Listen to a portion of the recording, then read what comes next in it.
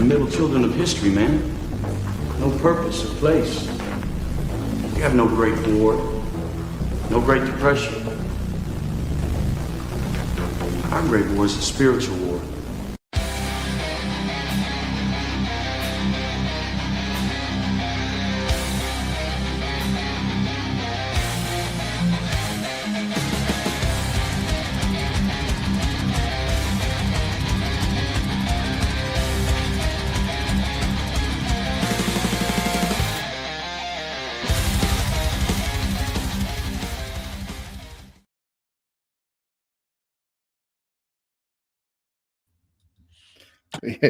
Did you get that video I sent you earlier of the animated Disney film? I did. Yes, I did. We'll have to play this. Okay. Play that soon. We won't do it quite yet. Did you send that to you texted that to me, right? Yeah, they just texted it. Yeah. Okay, I should be able to get that ready. Yeah. So how was your weekend? What'd you do? What did I do this weekend? Oh man, I feel like I did a lot. Well, Sunday we went to mass, of course, so that was a drive. Went to the aquarium with the kids after mass. And what did I do Saturday though? Oh, I took my daughter to get her haircut, and I got a haircut as well. And as I'm getting my haircut, the hairstylist asked my daughter, who's sitting there watching, she's like, do you like Daddy's hair? And my daughter, loudly in front of everyone, and the place was packed, goes, "Oh, Daddy, you're so pretty." Yes, and also this weekend, my 6-year-old told my mom that she might have Tourette's because she swears so much. So yeah, good weekend. How about you? Man, that sounds. My kids. So my oldest daughter has been reading, or she has read Hatchet. I don't know if you remember reading that. Oh yeah, I love that one. Yeah, she loved it. But I've been trying to get my son to read it, and my son he loves the Action Bible. And there's he got the Saint Chronicles, whatever that Tan does or Sophia or somebody does. Yeah. He loves the comic book style. He just has a hard time sitting down and reading for a while. He likes quick action stuff, right? So he started reading Hatchet, and today he was asking my daughter about the scene in the book where the pilot has a heart attack. Yep. And then one of my other daughters goes, "Well, what's a heart attack?" And he explains to her that a heart attack is when something happens to your heart and your chest opens up. I was like, "Oh, okay, that's what happens." It's son, no, that's the movie Alien. And that's when the face hugger plants an egg inside of you, and it comes and it eats itself out of you. But so then I had to explain to them what a heart attack was, and that your chest doesn't explode. Because I could see them I could see somebody having a medical event at church. Like, oh, he might be having a heart attack, and my kids are trying to see if his chest is. Or they're taking cover, expecting it to. There's gonna be blood everywhere. But I had a good weekend. We I'm a part of the Fraternist chapter here in Birmingham, and if y'all don't know what Fraternist is, y'all should look into it. Jason Craig started it with a couple other gentlemen a while ago, and it's really I hate to use the word evolve because I hate that word, but it has developed, which might be an even worse word for us Catholics. But it's really become a organization that's mostly focused on men and helping young men become men by surrounding them with men, right? Because you can't learn how to be a man unless you're around men, right? And so that's why I was raised mostly by a single mom until I was about 16 when I decided to go live with my dad, and it wasn't until that 16, 17, 18 when I lived with my dad that I actually learned what it's to be, because before that I was just like a soft little boy pretty much. And then it didn't hurt that 7 years later, I joined the Marines, but we had a good weekend. We had, we always have an excursion in the fall. And it's the highlight of the year. We just basically go camp out on some land and just eat a lot of good food. We have rosary processions and exposition and benediction. We have all night adoration. You know, we have mass. We have a lot of good talks, a lot of good game. We do tug of war every year, and Nice. because it never fails. The team I'm on at tug of war, I always end up being on the team that does like 3 in a row. So my forearms are on fire by that third one, and I just can't even grip anymore, you know. But it's a good time, man. I love it. I try and get every guy that lives around here that I talk to. Like, you really have got to get involved with fraternists, because it is. I've met all my good friends living in Birmingham through it. Fraternus, huh? I've never actually heard of it. Yeah, it's phenomenal. They have ranch every year. It's in Tennessee. It's like a week long, and it's basically just like a camp for men and boys. They do whitewater rafting. They have a wave pool, and they do a bunch of talks and mass. And I see it's mostly in the Southeast. that's a big part. Yeah. Looks like the closest chapter to me is in Sioux Falls, South Dakota. Yeah. Same. You'd always get one started where you're at. True. They're great though. We love it. I love it a lot. I can't wait for my boys going to be able to get into it next year. And so that'll be good for him. I tried to start a Troops of St. George here. Didn't really take off. Couldn't get a lot of buy-in. But that'll be good for him, because you have to be about 5th grade or 10 years old for boys to join. But it's good. It's the compliment I always get from young guys or young men. One is that the young boys like going to fraternists because the older boys talk to them. Right? Okay. And that was always a hard thing me growing up. Being around other boys. Like, the older boys don't ever want to associate with the younger boys, because that's how public schools are segregated. They're segregated by grade, and you don't talk to anybody outside that.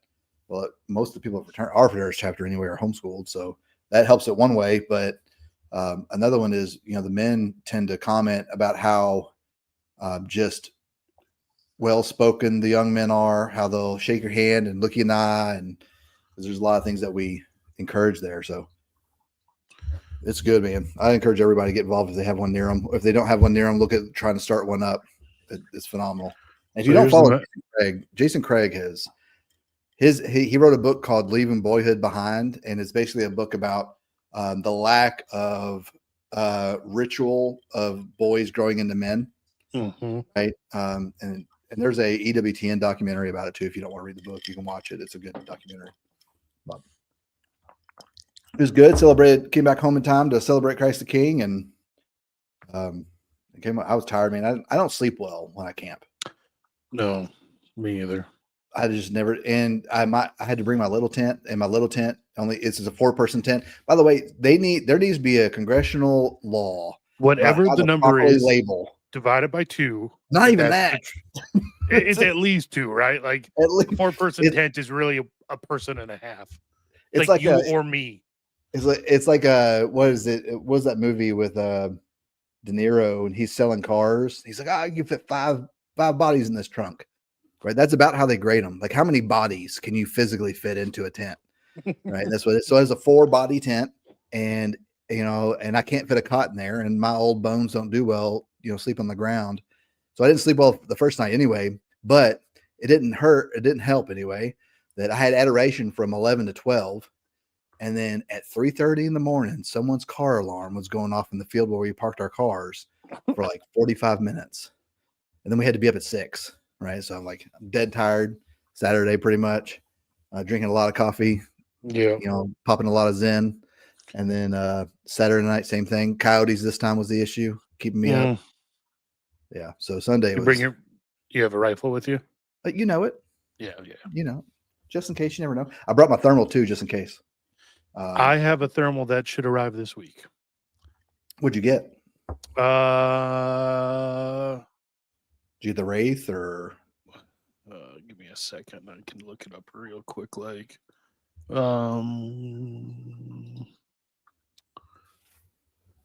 me pull it up.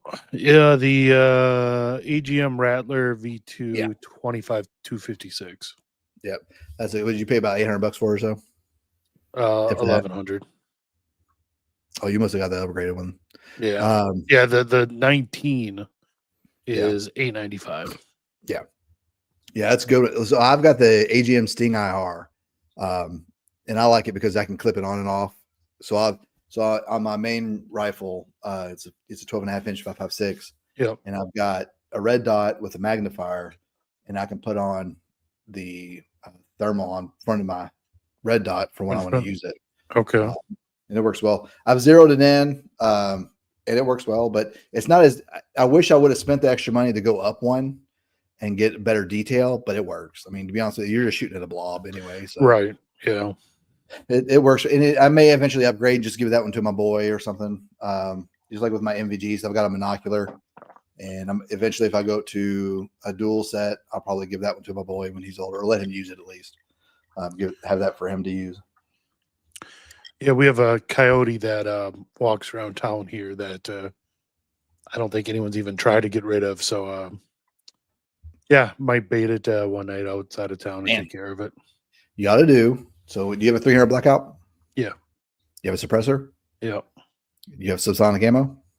Yep.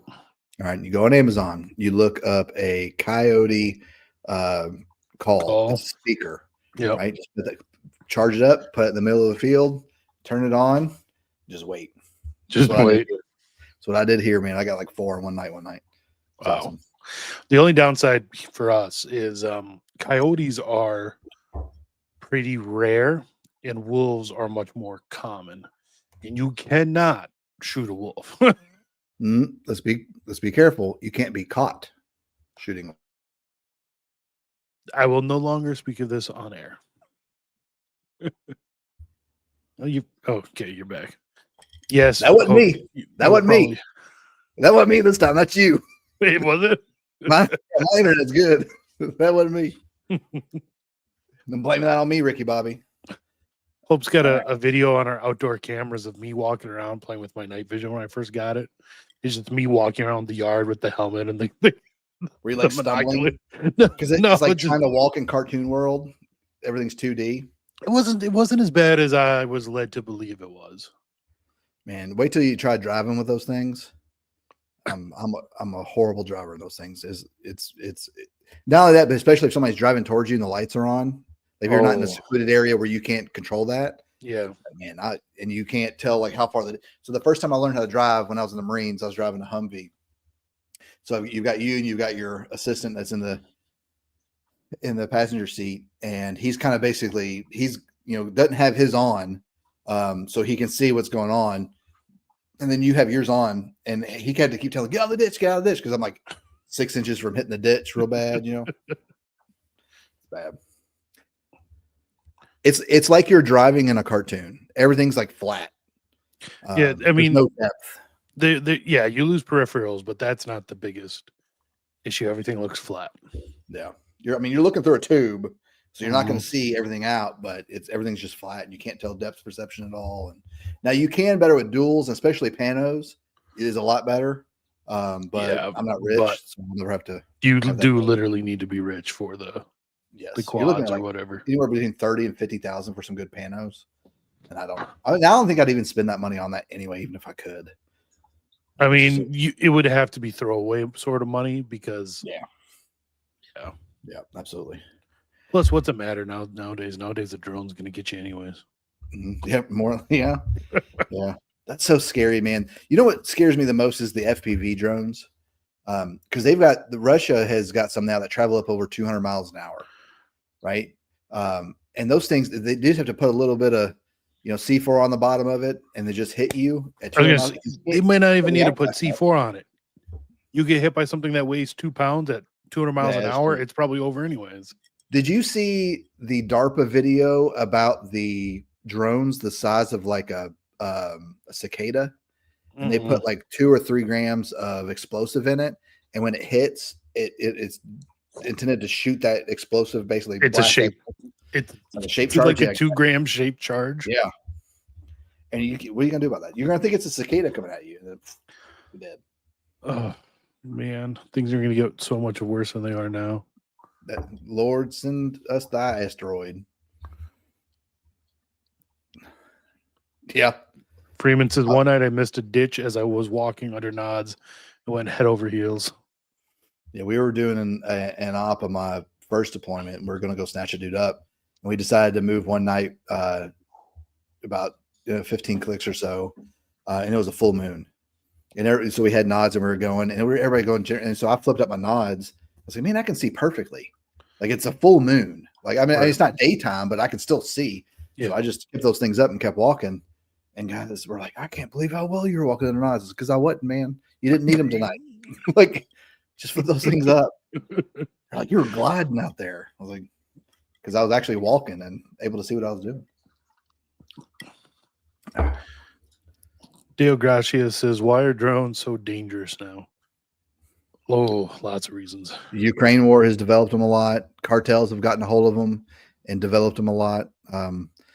It's just like with medical during the GWAT, man. Like they work out all the kinks in conflict. That's the reason we send so much of our equipment over to Ukraine, because one, we're getting rid of a lot of old stuff that we don't want to decommission ourselves, but we're also testing new stuff to see how it works and see how well it is, how well it works. So it's just going to get worse, and it's easily acquired by anybody, civilians, military, anybody can get this technology. So you're really just limited by your imagination on a lot of this stuff. I mean, for a couple $1,000, you can get a drone with thermal that will see anyone from 100 yards away. 100, 200 yards away easily. Remember that factory in Iran that got hit, and it was because of that. The Israelis had a truck that they all flew out of and hit it right. The factory those were made at were in Iran, right? So the Israelis had basically started up a front company, built a factory to make these drones, and that's where they were made. So it's super easy, just gen up a few thousand drones real quick and get them out. Or they're so small you can ship them in real easy. You can use drones to fly in other drones and drop off drones. Like Droneception. Droneception, is that what you said? Yeah. The drone's flying the drone that's going to drone your drone. But it's just wild. I'm thankful more and more I live out in the rural areas because we have a lot of duck hunters out here.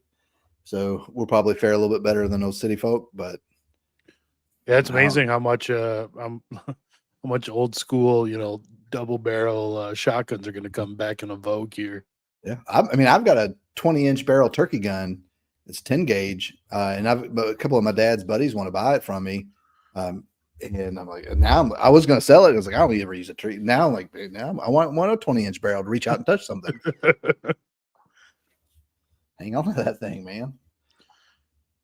Yeah, I got a 30. I think it's a 32-inch barreled trap gun. That'd do it nice. Is it me or him this time? Which one's frozen? That was you. Okay, should we show everyone or preface what we're going to talk about with that Disney with the Disney melt film? Yeah, let's do it. So y'all are welcome, by the way. You're welcome for this. Yeah, thank Adrian for this, everyone. Decline? Nah, not today. Somebody got my baby out here hungry. We fixing this. Ma'am, the system flagged your account. You'll have to wait 6 to 8 weeks. Watch me. Disney and Pixar. Decline? The chirp, I didn't get that the first time. When Bonatita's EBT card lets her down. Oh, no. Not today. Girl, you flipped the whole store. The whole city feels it. That's good. The chirp every time. The chirp every time. Who is it? Because we've had the conversation about, like when I'm on Instagram and I'm just going through reels, like within 5 to 10 reels, it'll all of a sudden start being pro Hitler stuff, like every single time, right? I don't know what is by IG. I don't know where all those guys are from. But there's one guy on there, Gypsy Crusader, I think his name is. And he does like a lot of that chat roulette stuff, right? Okay. Yeah. Like a Omegle and that kind of thing. Yeah. And when someone comes on that's not Caucasian, sometimes he'll just wait for the chirp before he starts talking. And it's every time. I don't get it. Adrian did not make that. Adrian found that on I acquired Instagram or Twitter. I acquired it and Acquired it. He repurposed stole it. I repurposed it. No, I didn't steal it. Marines don't steal. Marines reacquire. As we all learned in the Marine Corps, there's one thief and everybody else is trying to get their stuff back. Right? So I acquired that for y'all, and I generously, as the magnanimous man I am, I gave it to you. We appreciate it greatly. You're welcome. You're welcome. So the EBT apocalypse is upon us. Things kick off on Saturday. Yeah. Well, yeah. I mean, that's November 1st. Yeah. So Saturday. In fact, I looked up. So Mike Shelby over at Forward Observer sent out an email today about it and just kind of give them some pointers. And they're going to keep an eye on what's going on.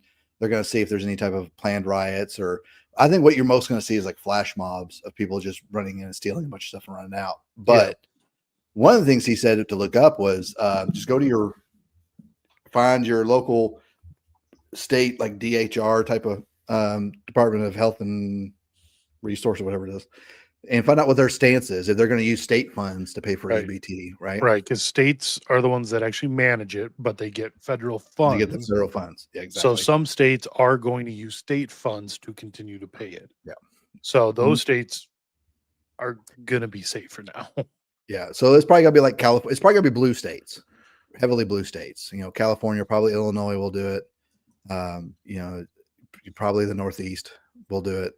The issue is a lot of them, they're not as many up in the Northeast. There's a lot in Illinois. There's a lot in California. But where I'm at in Alabama, they will not be using state funds. So it's same with Minnesota. Now, so the proportion of the demographic that uses it is heavier in the South, but 1 in 5 people in Minneapolis is Somali.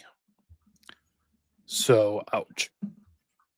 I mean, I see Minnesota as like a modern day Albigensian crusade required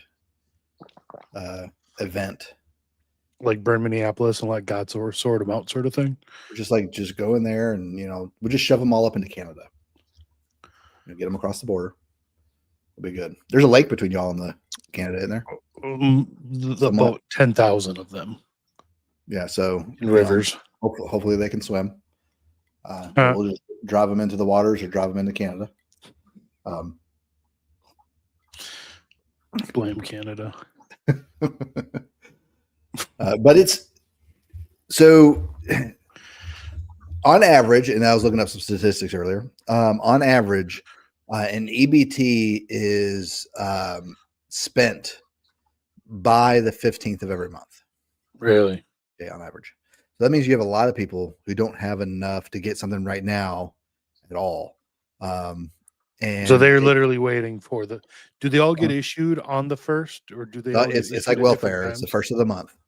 Okay. You know, wake up. It's the 1st of the month. So they're by now they've been out they've been using what they got on average 15th. Yeah, on average they're spent within the first 2 weeks. You know, and not to disparage people who are on EBT. Yeah, I grew up on it somewhat. Like my mom was a single mom. She was making minimum wage for a long time, and you know we probably wouldn't have eaten if it weren't for it. But we got off it as soon as we could. And like for the record, like I was a little hesitant about the title we used because, like you said, there are people who need it, and yeah, you know, but you need it and you're using it until you no longer need it. Yeah, I mean that's what it's there for, and we're not trying to make fun of you or anything like that. The issue is a majority of people on SNAP, EBT, whatever you want to call it, are abusing it, and they have been abusing it for a long time. You know, there have been stipulations on it for you to keep it that have not been enforced, like 20 hours of work a week, right? It was the minimum. 20 hours is nothing. It's like 2 10-hour shifts, right? You'd be a Monday and Tuesday, be done for the week, but it just hasn't been enforced. Well, now it's being enforced. So you have a lot of people upset because now they have to work to maintain their EBT, and their EBT is being cut anyway, even though the standards are being enforced. some people who are getting, $1,200 a month are now getting like 400, right? Which, I mean, I deal with a lot of people's finances every day, and $1,200 a month is, you either have like 5 teenage boys, or you're donating a lot of food. Like $1,200 a month, like unless you're eating organic, which is expensive, and you're not getting a lot of food for that, $1,200 is a lot.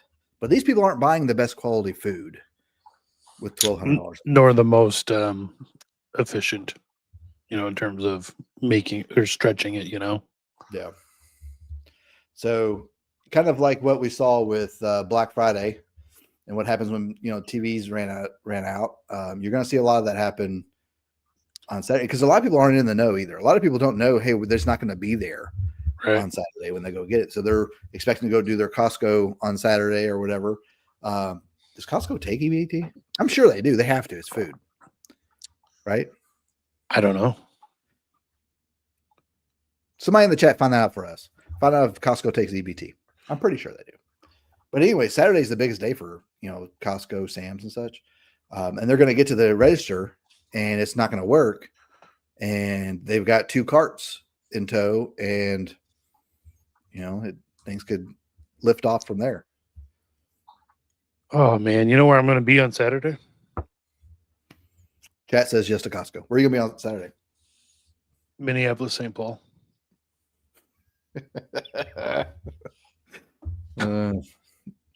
What's going on this weekend that you're in Minneapolis? My grandma's in hospice, so we want to get down there and get the kids to spend as much time with her as possible. She's 94, so not unexpected by any stretch of the imagination, but I figured this weekend, if this continues, this weekend is probably better than 2 weeks from now, 3 weeks from now.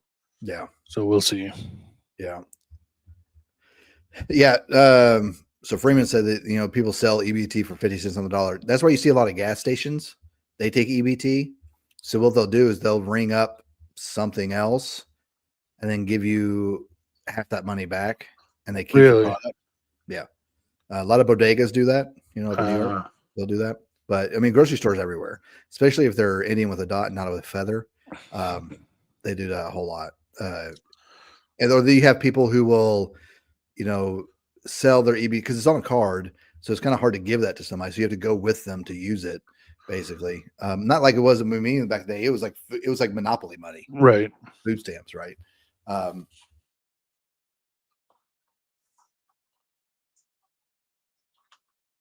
Which one of us this time? Is it me again? Cash out of it. Me. Now that was me. There he is. Okay. That's me that time. That's me that time. I don't know why. I'm like right now. Oh, I see what happened. So today I saw that Walmart, their net income last year, the actual profit they made, I forget what it was. I think it was 25 billion. Is more or less almost the exact amount they get from SNAP and EBT. Do you know what the number one most sold item at Walmart is? What? Take a guess. Take a guess. What do you think it might be? It is a food item. I'll give you a hint. Pop. Did you say pot? Pop. Pop. Okay. It's like, what Walmart you got? I'm sorry. Coca-Cola. Pop. Soda. Chips. No. Nope. Bananas. What? Yeah. Bananas are the number one sold item. I mean, if everyone's got kids, I understand why, judging from the number of bananas my children eat. Yeah. Bananas are the number one item. That's wild. Like, what are people doing with all these bananas? I know I don't see that much banana bread. So what's going on?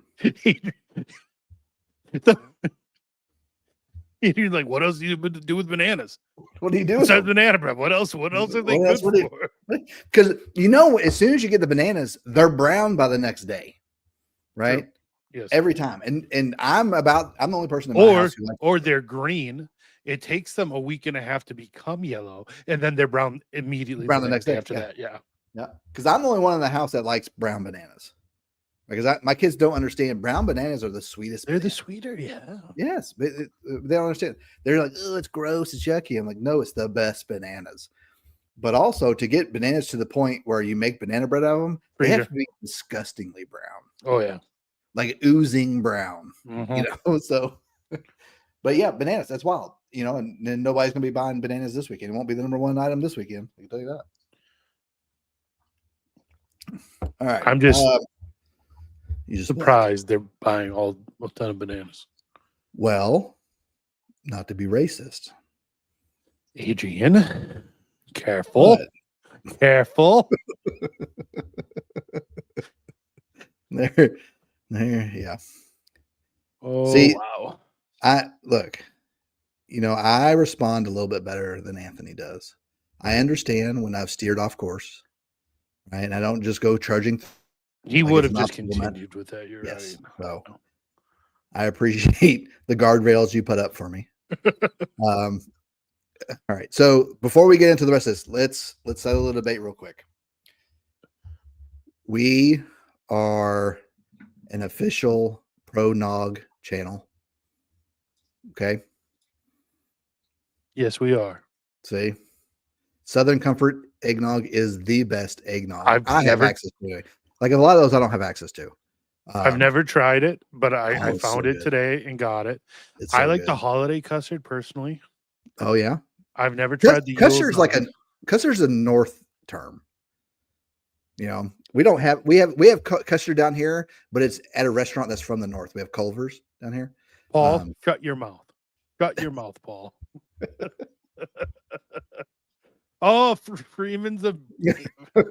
Here's the thing, kind of like with the abortion debate, how the terms evolved in pro-life and pro-choice. We shouldn't call them anti-nog. We should call them anti-Christmas. They're not against nog. They're against Christmas. And Adrian's gone again. He didn't even hear me. Didn't even hear me that time.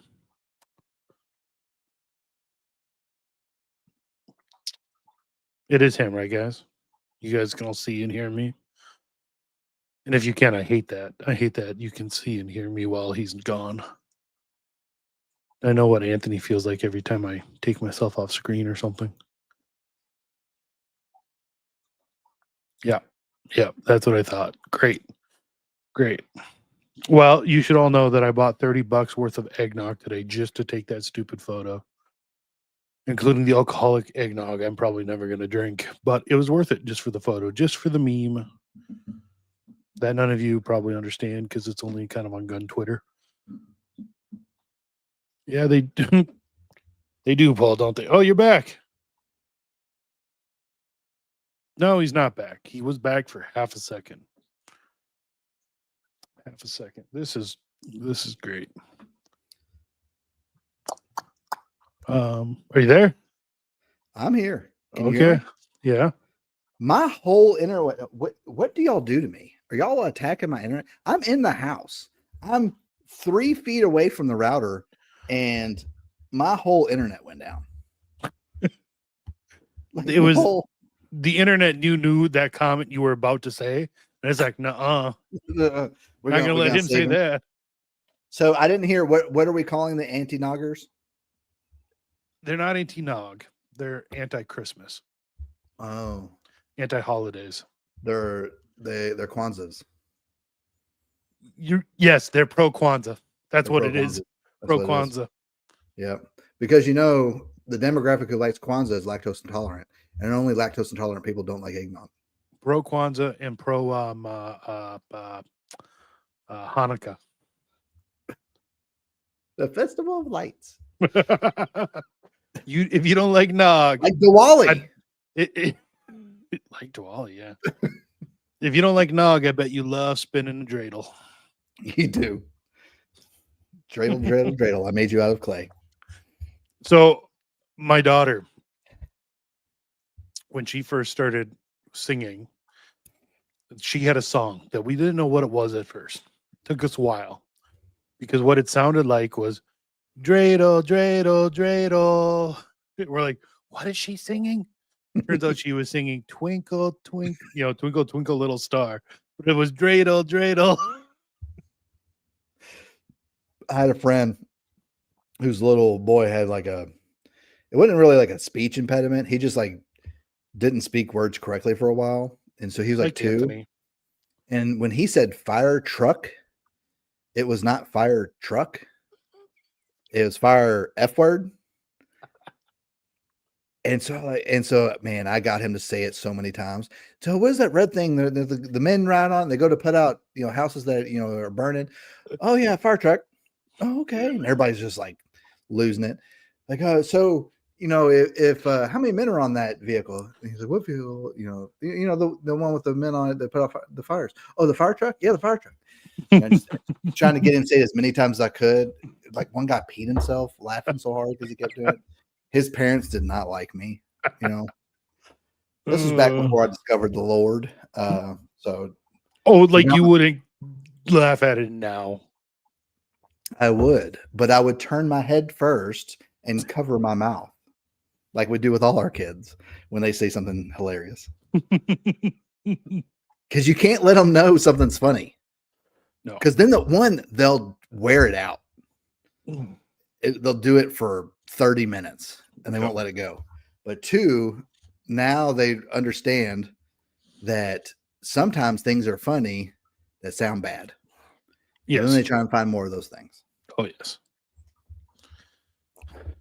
Let's see if I can switch internet back. My internet came back up. I'm using my phone right now. It was funny because it's working way better. It's sad.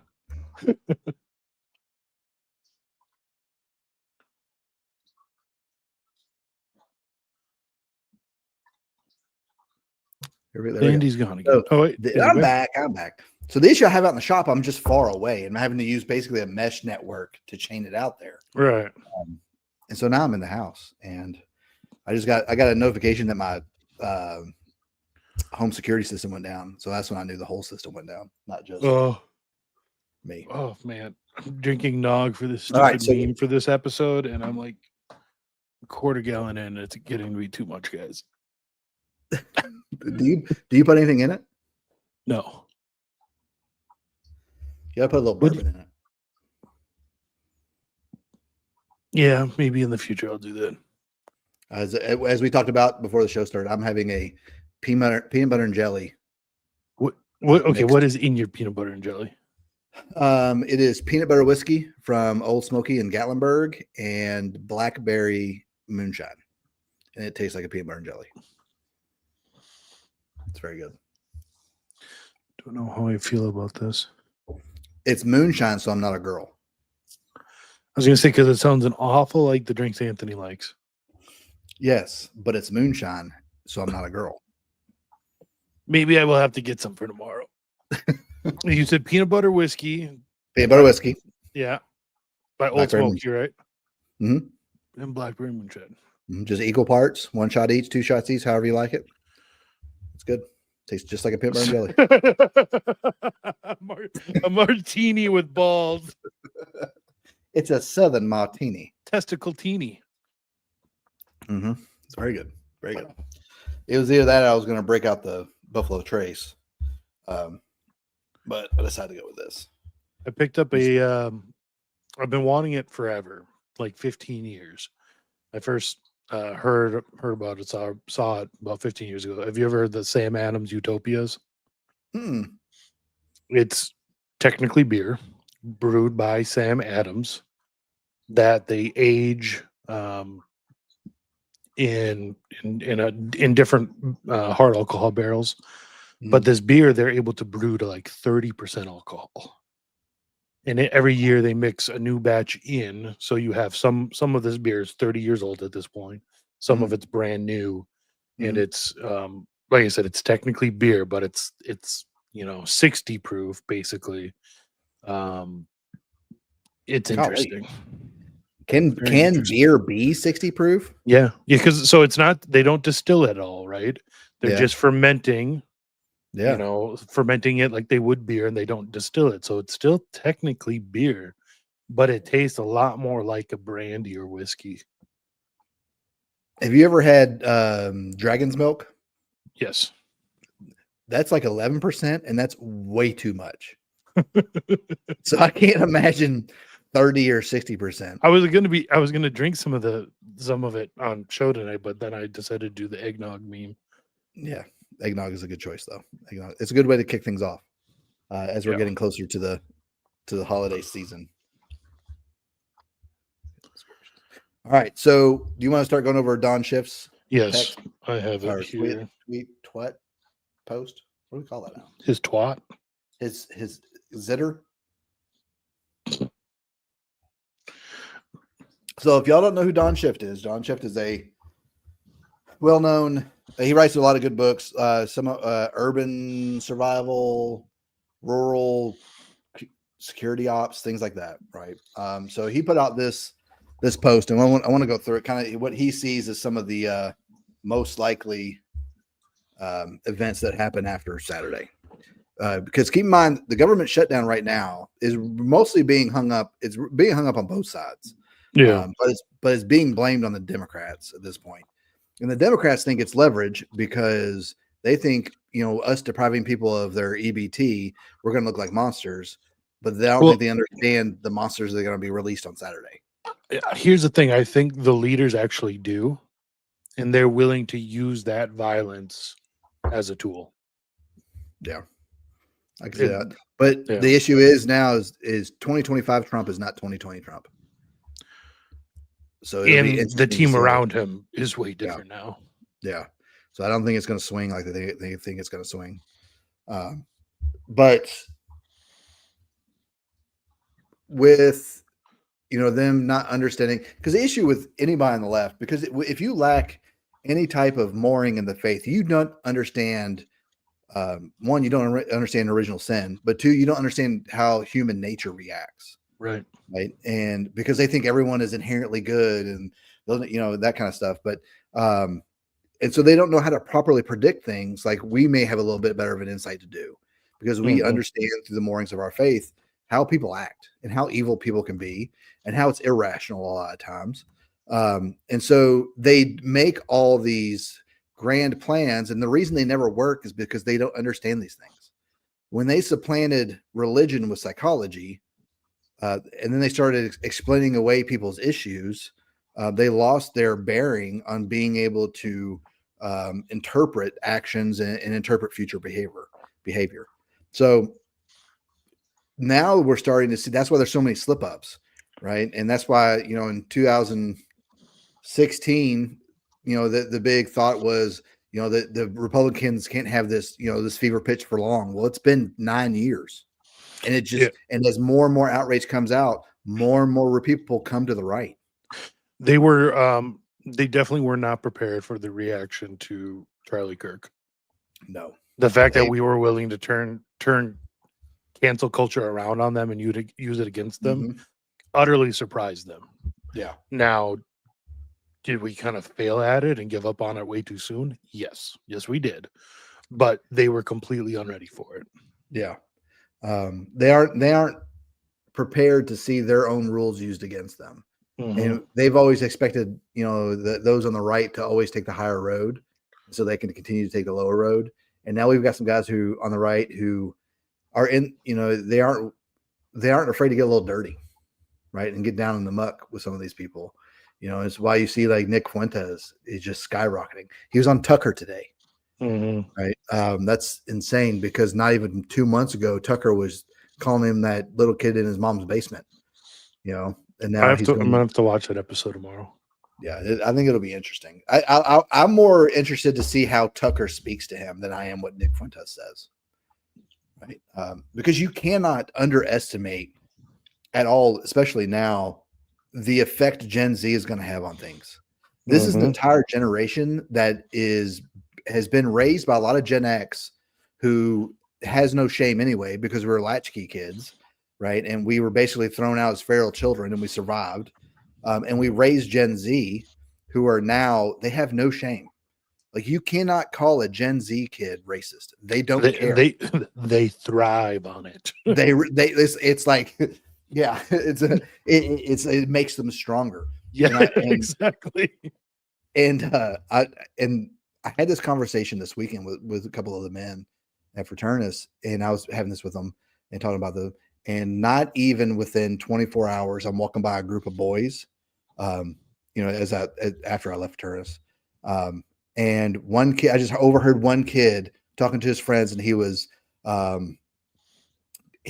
doing it like a play voice, and he sounded German, right? When he was doing it. You know exactly what he's doing. And one of the, and then he was like, I don't want any, he's basically saying, I don't want any juice. All I want with juice is to get rid of them. Right. And like, it's just common parlance. That's common, humor to these kids now. They don't care. And you cannot control someone you cannot shame. Right. And so the world is not, and not only that, but then Gen Z as well, they are seeking authenticity. Right. Whether you're good or evil, they don't care. They just want you to be authentic. Mm-hmm. Right. And so that's why you have so many young Gen Z men coming to the faith, because they see the Catholic Church as the only church that has not changed. Right. And it is authentic to them. And then they see the Latin Mass and then they go all in for it. Mm-hmm. Right? Because they see it as authentic, because they've been raised in a false world. Social media is false. Their teachers at school are false.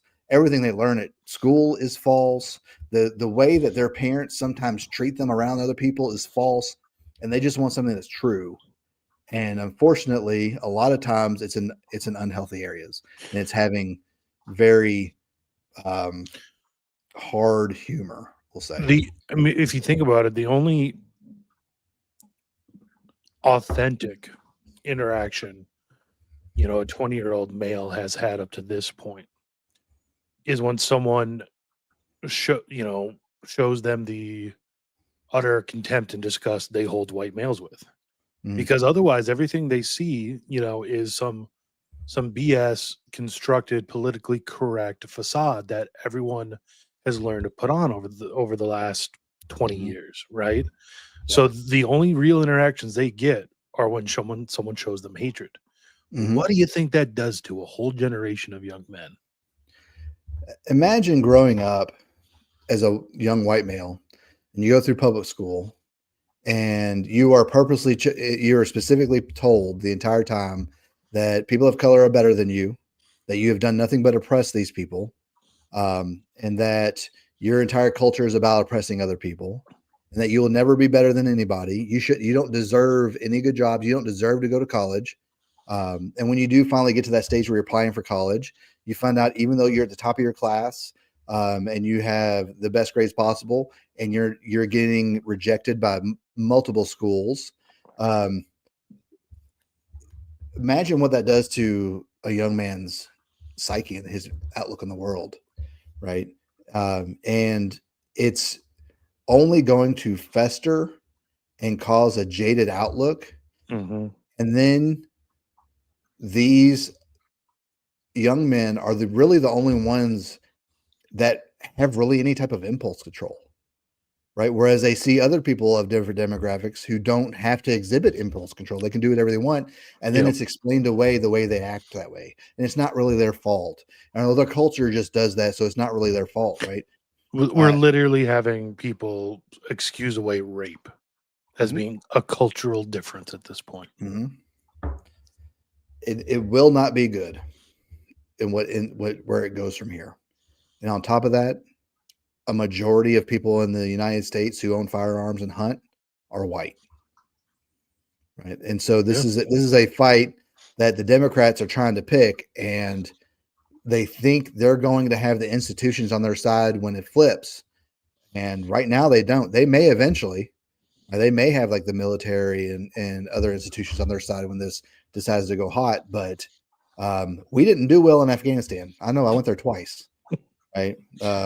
And you do that in rural Alabama, where they know all these hills, and you're going in there, with your kid from Birmingham who's never, stepped outside of his suburban yard more than a handful of times. Like, that's just not going to happen. right? It's just not gonna it's not gonna go the way they think it is. It's because they don't understand human nature. Yeah. But let's pull up Don's tweet again and we'll start going through it. All right. So number one. Well, if snap EBT riots occur Saturday, November 1st, here's what we can expect. Again, this is what he's kind of throwing out as conjecture. One, will likely start at ghetto supermarkets, etc. Should know which ones. Best case, disturbances only. Police get involved and contain. Worst case, mass looting and flash mobs. As we saw in Ferguson, Minneapolis, any of these other riots, they don't mind destroying their own neighborhoods whatsoever. No. They don't mind destroying the businesses owned by their neighbors at all, as long as they can just act out. So I think that was most likely going to be the place where you see the violence first. Now, for the most part, these should be places you avoid already anyways. Yeah. So these first ones. Like here in Alabama, you've got, a few major supermarkets, right? Like Piggly Wiggly, Publix, Walmart, Sprouts, Whole Foods, if you're down in more urban areas, suburban areas. But then you get like these like Johnson's Food Mart, Pick and Save, these places.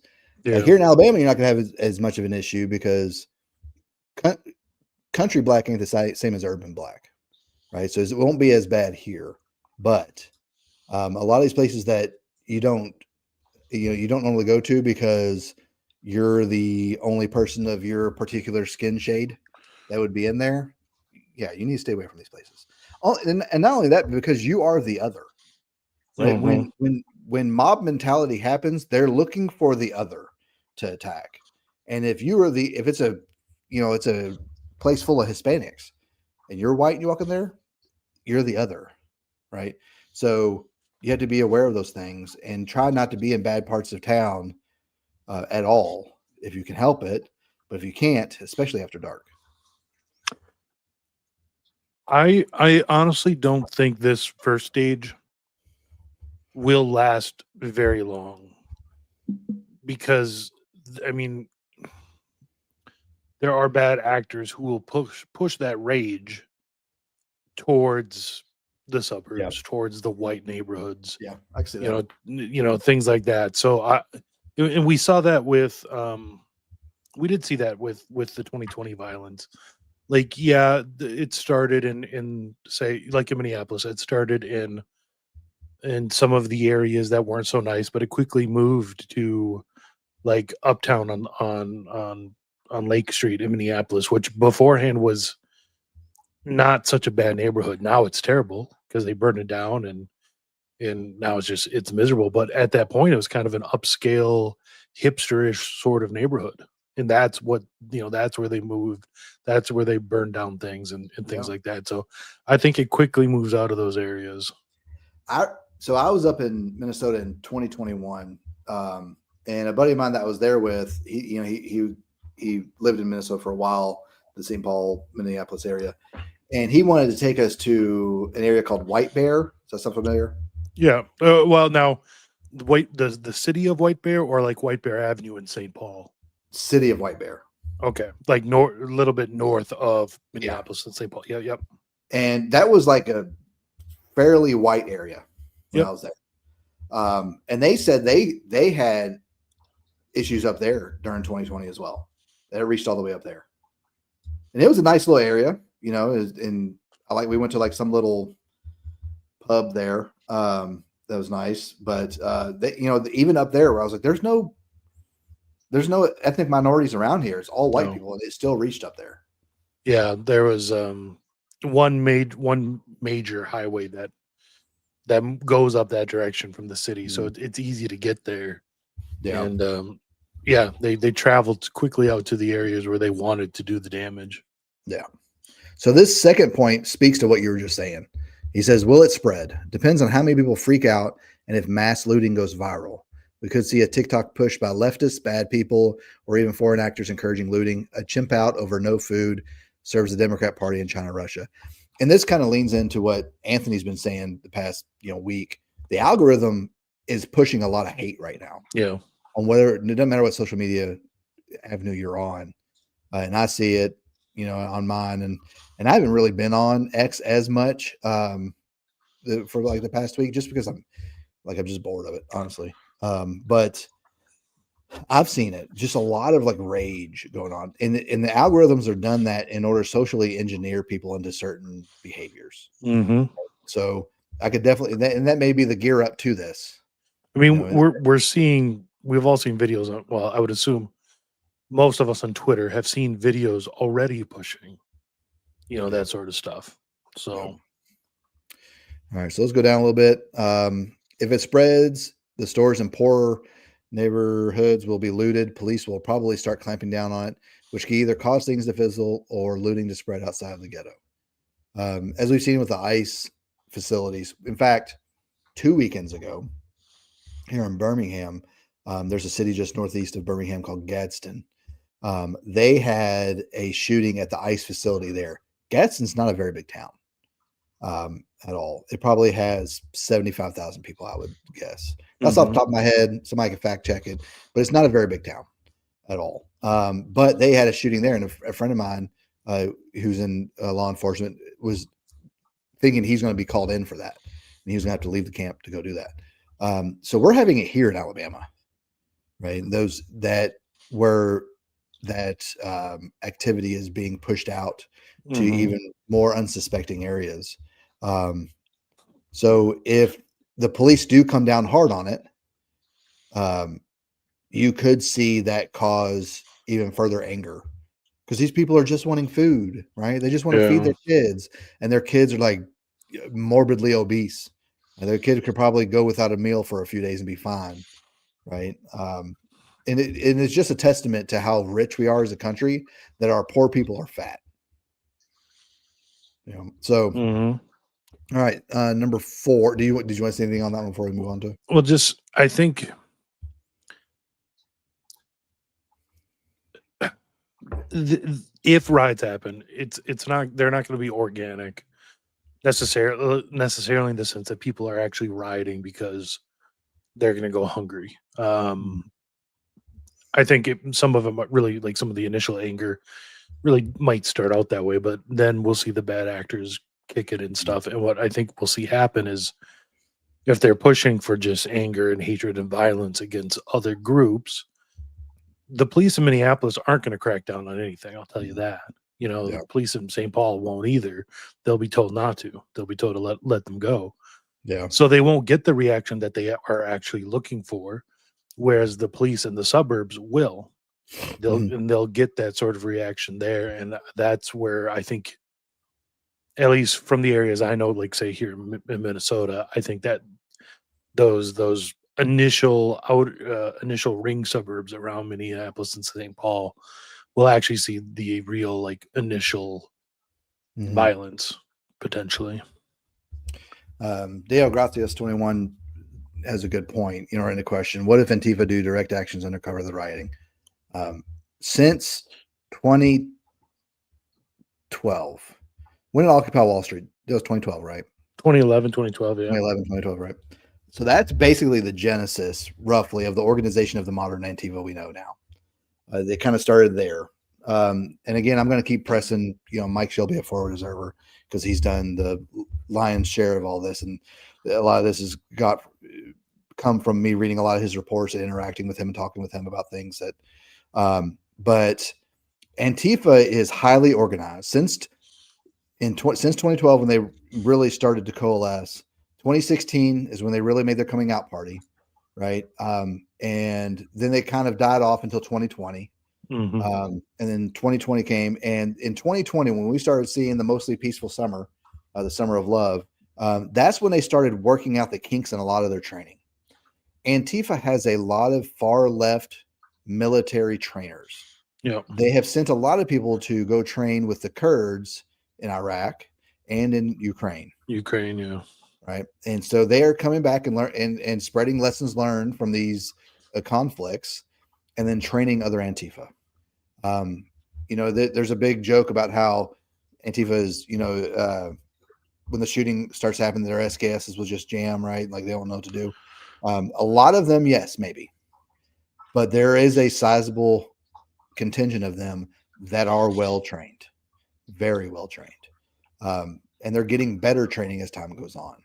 So yes, we already see it with all these ICE facilities. They're taking pot shots there, but those are also going to be right now the most disposable guys doing that. I was going to say that's just the idiots they can talk into giving it a try.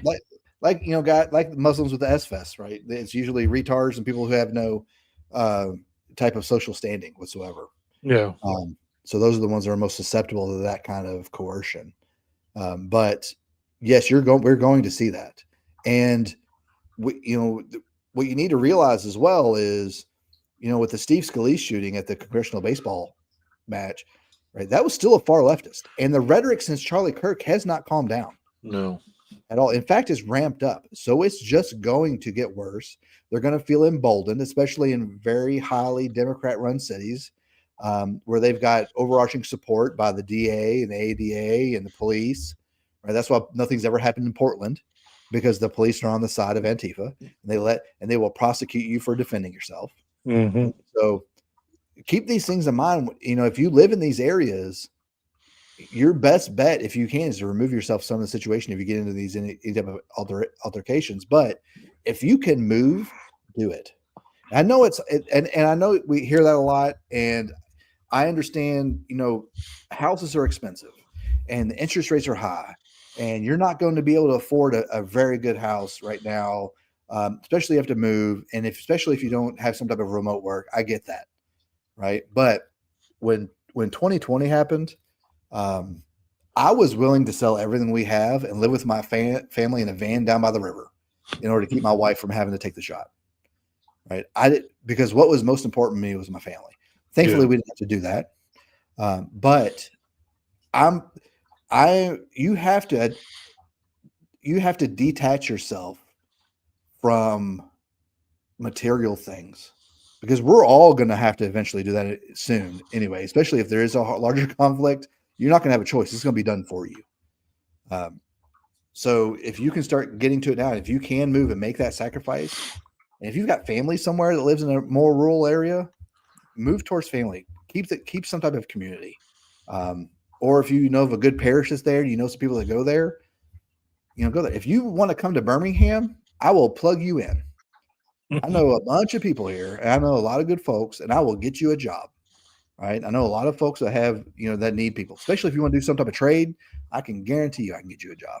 I will plug you in, but you got to make the decision to move somewhere that's better for you and your family. Yeah. Don't talk too much, Rob. I'm not used to being given the opportunity to actually talk. See, the thing, I just said everything Rob was thinking. I just said it in a Southern accent. Right. So. All right. 4. Stores being closed, emptied in bad neighborhoods mean those shoppers come to the better neighborhood to shop, freak out, steal, loot. All right. I'm going to tell y'all the best indicator that you are going to have transient crime come to your area. Do you have public transportation? Yeah. That is where transient crime goes, wherever public transportation goes. Okay. If you have public transportation that comes to where you live, you can expect this is going to happen.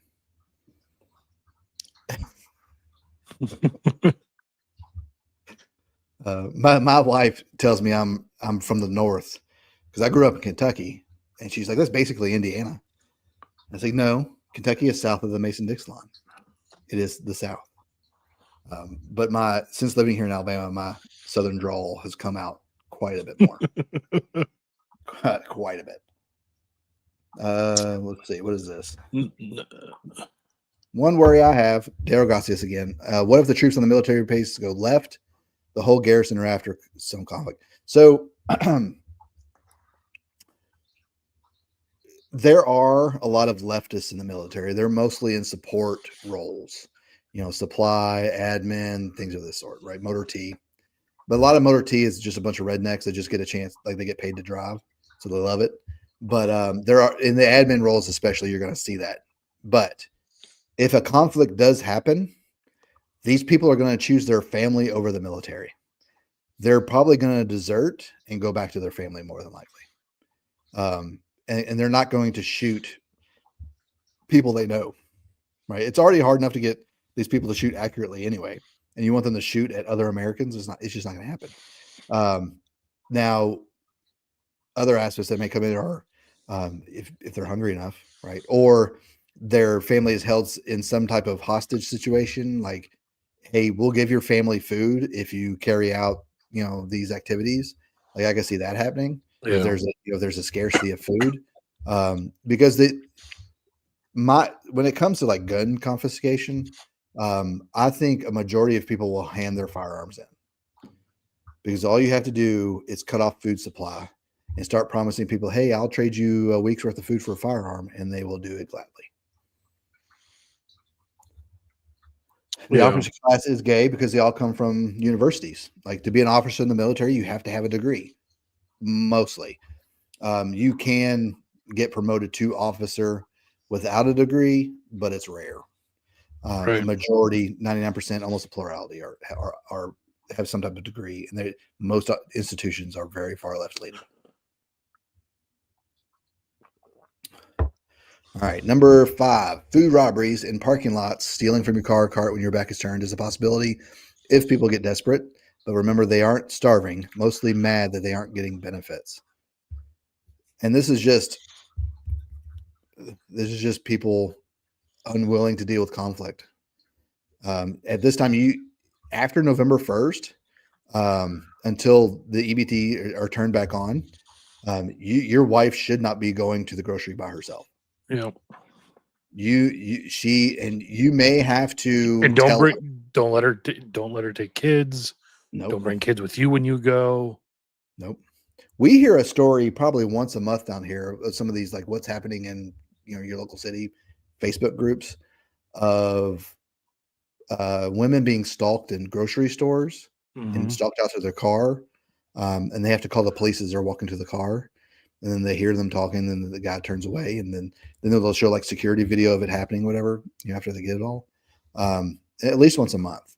And that's just right now as things are normal, right? How much worse is it going to be when they see, they're casing you as you're walking out of the grocery with your big, Thanksgiving turkey, and they can't get a Thanksgiving turkey because they're on EBT, right? So your family, your wife should not be bringing kids to the grocery by herself. She should not be going to the grocery without you. Yep. After November 1st.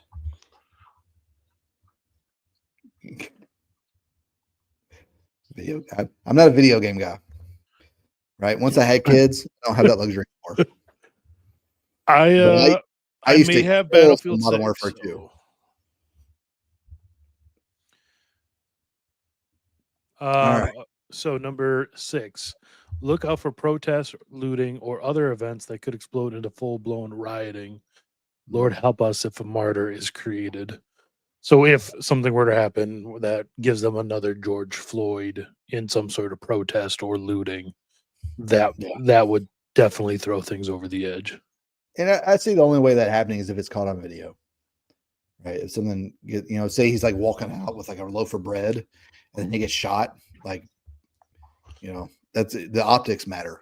Now, I could see Antifa creating a false flag event like that.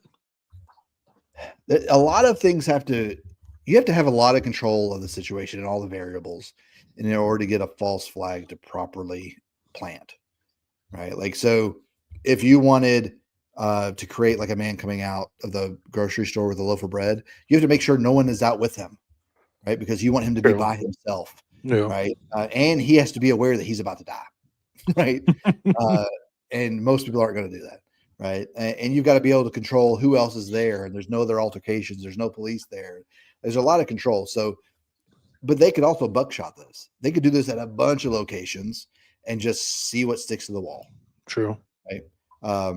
So I could see a situation happening and causing that because this is food and everybody's sympathetic to people needing food. Right. But if it's a big old fat guy coming out with a loaf of bread and he gets shot, nobody's going to feel sorry for him. Well, see, unfortunately here in Minnesota, a lot of the Somalis are still, for whatever reason, abnormally skinny. I don't know what that's about, but Well, it's genetics, man. Genetics, yeah. Genetics. I could also see, if you got a lot of people who say normally don't carry that are starting to carry because of this, right? Yeah. And are maybe a little overly jumpy or whatever, because of it. I could see a couple situations happening across the country, where someone does maybe get a little overly zealous and defending themselves in a situation that maybe didn't call for it. Yeah. I can see that. Especially if it's someone who's unfamiliar or not comfortable with carrying a firearm. Yeah. And they're also not comfortable with being in a altercation or some type of shouting match. Mhm. And you see police body cams about that all the time. People just not able to control or their emotions enough, and they end up going half cocked and pulling a firearm when they shouldn't have. Yeah. Right? Yeah, absolutely. I can see that happening. Let's see. What neighborhoods will this happen in? Poor ones. I agree. Probably most likely predominantly black ones for obvious reasons, but also in other heavily minority communities. Hispanics tend to be more restrained, but rioting may be an outlet for angst over Trump's immigration policy. Yet any majority illegal alien community might be too terrified to invite ICE or do anything that might result in deportation or riot.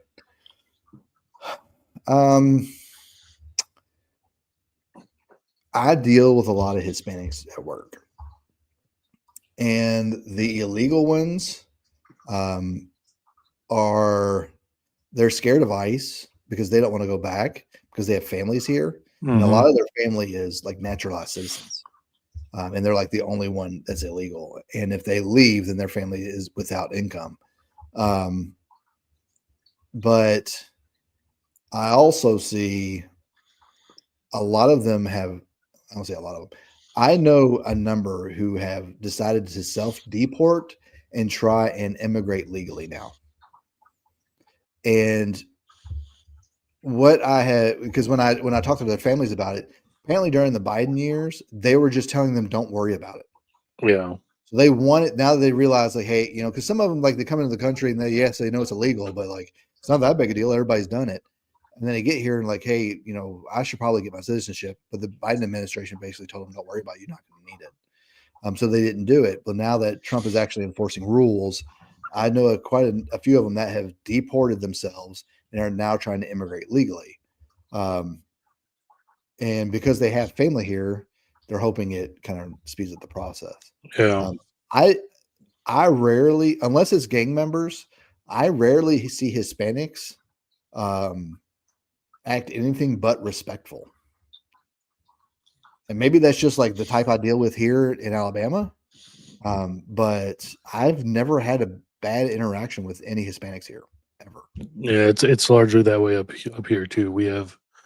There's a large Hispanic community on the west side of St. Paul, nearby where I grew up, and other than Cinco de Mayo, usually getting maybe a little out of hand.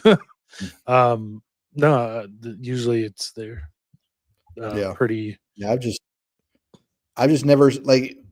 Yes, I mean there is an issue there because they are stealing wages, basically. Yeah.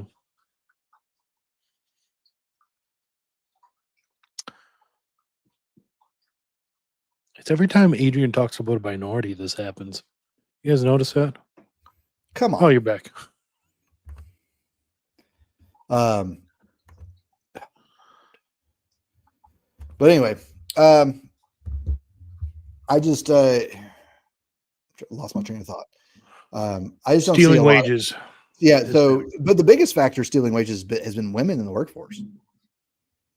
That's the biggest factor, right? When women came into the workforce after World War II, and then the men came back in the job, a lot of their jobs weren't there. Yeah. Because the women were able to do it cheaper, right? And that's a big issue. It's the biggest issue. But illegal immigration is definitely cutting into, being able to offer a livable wage. But also our system, capitalism, is inherently greedy. Yeah. It's how it was slowly developed into a system where it's meant to profit the owner more than it is to provide an economy for everyone to live in. Because they're, as we've seen, like they're very willing to just raid the coffers right now. That's why all this money is going to Ukraine, right? Because our elected officials know, hey, like we're not going to have this opportunity much longer. And so we're going to try and raid this because all foreign aid eventually comes back to those who voted it in, like a majority of it. Right. And that's why you have all these politicians that are making $180,000 a year. And 5 years later, they're worth $20 million. Yeah. It's because they're being funneled foreign aid back to them because they voted for it. It's one big laundering scheme. Yep. We're on number 8. Number 8. Number 8. Will you starve or suffer food shortages, etc.? Probably not unless your store is in the ghetto. Any disruptions will be limited and temporary. We would need sustained attacks on the food supply and logistics chain before we get into a dangerous situation. Yeah, I mean, I think this ends as soon as EBT's turned back on. And November 11th looks like the day. Why that day? That's supposedly, and this is by what research I've done, and I could be wrong on the exact day, but November 11th is exactly 61 days since the government. That's when they can fire everyone. Right. So what had to happen is, in order to fire someone from the federal government, you have to give them a 60-day notice. So once the government shut down and Trump was able to enact these measures, he had to give them a 60-day notice the day of. And November 11th is day 61. So now a lot of these, if y'all looked into like the DSR, which is basically the government program to strong arm people into not speaking out against racial crimes, specifically one side against the other. So that is a big target of this, is getting rid of that program. And there's a number of other ones, but day 61 is November 11th. So I would expect it to be turned back on by then. And then they'll have their full allotment but right. They'll get all of November then at that point.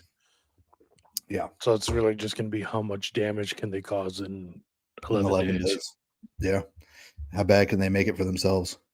Because if these people had any type of discipline, they wouldn't be on EBT long. And the people who are on it for a decade or more, right? They don't have any, because if they had discipline, they'd have a job. So they're not going to be able to control themselves. Yeah. They're going to decide not to control themselves. You know what else November 11th is? Martinmas. I know November 10th is. What? The Marine Corps birthday. Ah. Yeah, we're about to be super insufferable. More so than usual? Yes. Yes. 250 years, right? 1770. Yeah. 250 years. See, I did math for Marines. I can do that one. Put you in the top 1% of Marines right there. It's probably true, because so in the military you have all these like education courses you can do, and one of them is math for Marines, and it's literally just basic arithmetic, right? Because some of these guys, like, yeah, they graduate high school, but they don't really know math very well, and you need math, especially if you're in some type of logistics, or even if you get into be like a scout sniper, you have to be really good at math. Right? Yeah, exactly. And man, these kids doing this math for Marines, it's like watching a monkey bang rocks together. It is horrible. Like having to tutor guys on like a 5th grade math level. Man, I had one kid when I was in Okinawa who his last name was a rank, right? So his last name was Sergeant, and which is going to be real confusing if he ever made Sergeant. But he believed that the day he was conceived was his birthday, and that when he was born, he was 1 year old. I thought he was pulling my leg, and I was like, "No, there's no way you believe it," because he kept telling me his age, and then I'm looking at his service record, and I'm like, "Brother, you're not 20 years old. You're 19." He's like, "No, I turned 1 the day I was born." What? But so let's hold on a second. This is not just a math deficiency. This is, well, there's a lot of deficiency. But hold on. It kind of makes sense. If life begins at conception and you're in the womb for 10 months, you're just about a year when you're born.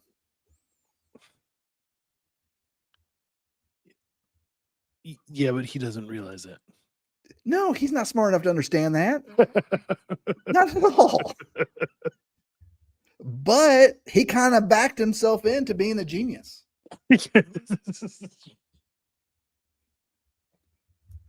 Oh my gosh. The funniest times I ever had in my life were in the Marine Corps.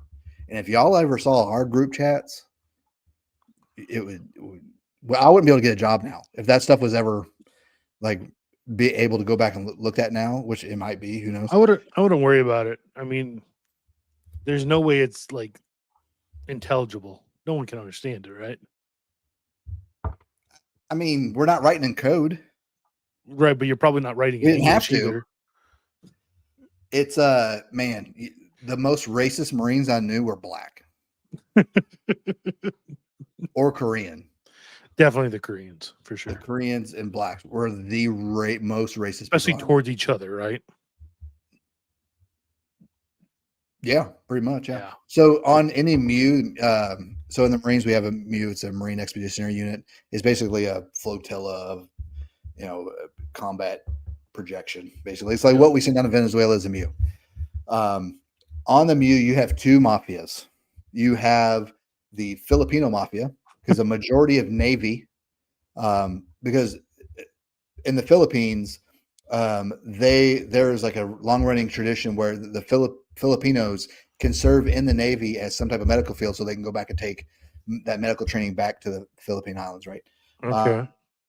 But then there is also a Puerto Rican mafia, right? So I had a guy that was in my job in the Marines, and he was part of the Puerto Rican mafia on the Muse.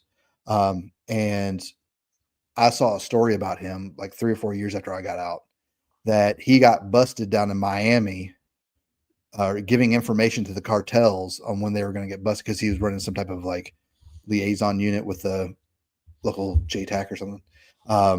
But yeah, he got busted giving them information. He only did like 2 years and then got out, and then he was Really? released. Yeah, it was wild. I guess the judge was Puerto Rican mafia too. 2 years at Leavenworth, though, right? I don't know where he served. I have no Yeah. idea. I just know I didn't like him. I didn't like him the day I met him. Because he also said Tacoma weird. He said Taco Ma. So I immediately didn't like the guy for that. Yes, a huge number of Filipinos are nurses, or in the Navy, they're corpsmen, specifically, especially green side.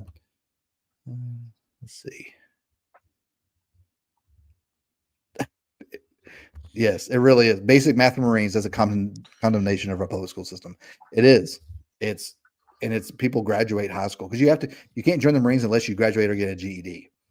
I got my GED, right? So when I graduated high school, I was 2 credits short, and they didn't offer my class during summer school, and I wasn't going to go back to school for another year for 2 credits, so I just got my GED. Let's see. We won't go over any. Well, it's funny. The 2 shows I do with guys who got GEDs instead of high school diplomas. I got a bachelor's degree now. Military. Well, you're one up to Anthony and me for sure. Then, yeah.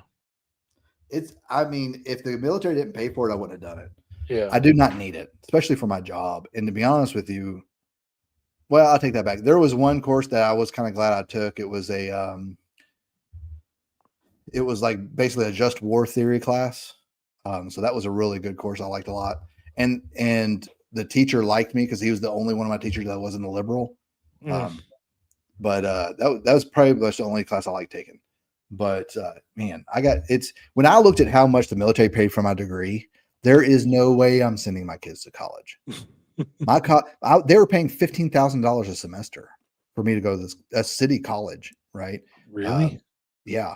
And so, they paid for 3 years. So they paid, like almost $90,000, like $30,000 a year. Wow. My degree is not worth that whatsoever.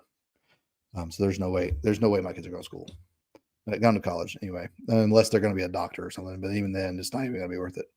But no, I am not a convert. I'm a revert. Maybe one day I'll give you all my reversion story. Give us a cradle aura. Yeah. Thank you. I appreciate that.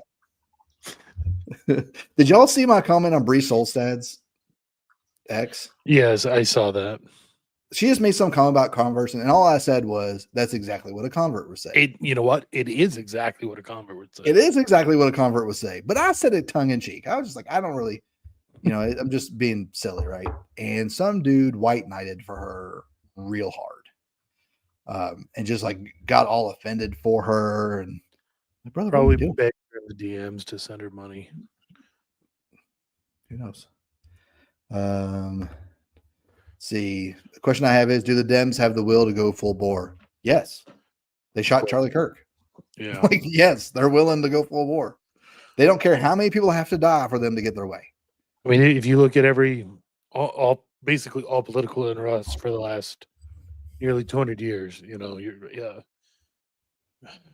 mean, obviously the French Revolution, you have the revolutions of 1848, that was a liberal revolution. You have the Black Hand, of course, assassinated Archduke Franz Ferdinand. I mean, yeah, it's the Russian Revolution. They're always willing to go full bore. They are very willing to enact. They're very willing to get other people to do violence for them. Yes, right. That's their far leftists have always been about manipulation, being able to manipulate people into doing things for them. And then they're like the guys who always, they always say something very offensive, and then they say, "Well, I'm just joking." Right? Like they did. So when they manipulate other people into doing actions for them, they can always separate themselves from them. They go, "I didn't do it. He did that on his own." Which then comes into the amount of rhetoric that's coming out now about, how they're. I try not to watch a lot of far left stuff, but when it pops up in my feed, I'll kind of see what they put my finger on the pulse of what's going on. Yeah. But the amount of talk of we're Nazis and we need to be killed and our blood needs to be spilled all over the streets has only gotten worse since Charlie Kirk. Oh yeah. They toned it down for like a week and then they ramped it right back up. I mean, recent surveys prior to Charlie showed that 30% of them believed political violence was justified. Yeah. What was it, like 58% or 68%? It was more than half. Well, I think 30% it was definitely justified, and more than that said it could, is sometimes justified. But sometimes justified just means they think it's justified, but they're looking over the shoulder to make sure everybody else thinks that too. Yeah. I mean, they don't believe it's necessarily an anonymous survey. Unrelated went to so this is from Ocean 9988. Unrelated went to a college homecoming this weekend. 6 people got shot, 1 dead. How do we prepare? Don't go to them. I try not to go to sports events at all. Now, I do like college football. I live in the South. You get over it, right? But I don't obsess about it, right? I don't plan my Saturdays around it. I went camping 2 weekends in a row. I didn't watch any football. Yeah. Right? But I do. My boy's birthday is always like around the last weekend of college football, and we're Auburn fans. And I'm pretty sure that's when I realized that God made me Catholic, because being an Auburn fan is a lot of suffering. But I'm taken into a game at the end of the year. That's kind of his birthday gift every year because he loves it. But Auburn's a very conservative town. Mm-hmm. There's a lot of police there, right? But you won't see me doing like an after game tailgate. We're going right back to, after we roll tumors, if we win, we'll go right back to the car and we'll go home. Right. Because I live like an hour and a half away, so I'm gonna have to drive home. But just don't go to the places where those things can happen. We concerts, sports. Yeah. Anywhere you go and you can't carry, don't go. Right. If you can help it. Right. Sometimes you make a measured decision about it, though. Most security at those places really is just security theater. Mm-hmm. Like someone can get in there with a weapon if they really want to, and then you're disarmed. I can't tell you how many people sneak into Auburn games with liquor. All kinds of liquor. All the time. because they're going walking through a metal detector and they're expecting the metal detector to catch anything, and they're not patting anybody down. They're not wanting anybody really. Sometimes they do. And most of the time, those metal detectors haven't been calibrated since they were installed. And if they're not calibrated properly, they're not detecting crap. But I can tell you which ones are calibrated because it's always the ones I go through. Like I've never walked through well, I take that back. I have walked through ones here at our city hall, which just aren't turned on for some reason. But usually at these big events, every single one I go through, I get dinged for. Like, oh yeah, I forgot I have my keys or something. You know? So if you don't want to go through a working one, don't follow me in because I will hit it every time.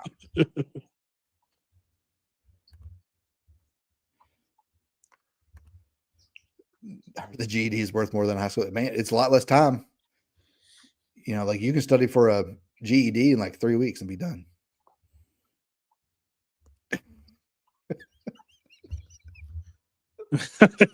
Cradle aura with convert vibes. He should put that in his Twitter profile. My wife's a convert. So was mine. So maybe one day, maybe in one show, I'll give you all my reversion and her conversion story. But yeah, my wife she grew up in Alabama. The only Catholic she ever knew was one girl that went to school with her.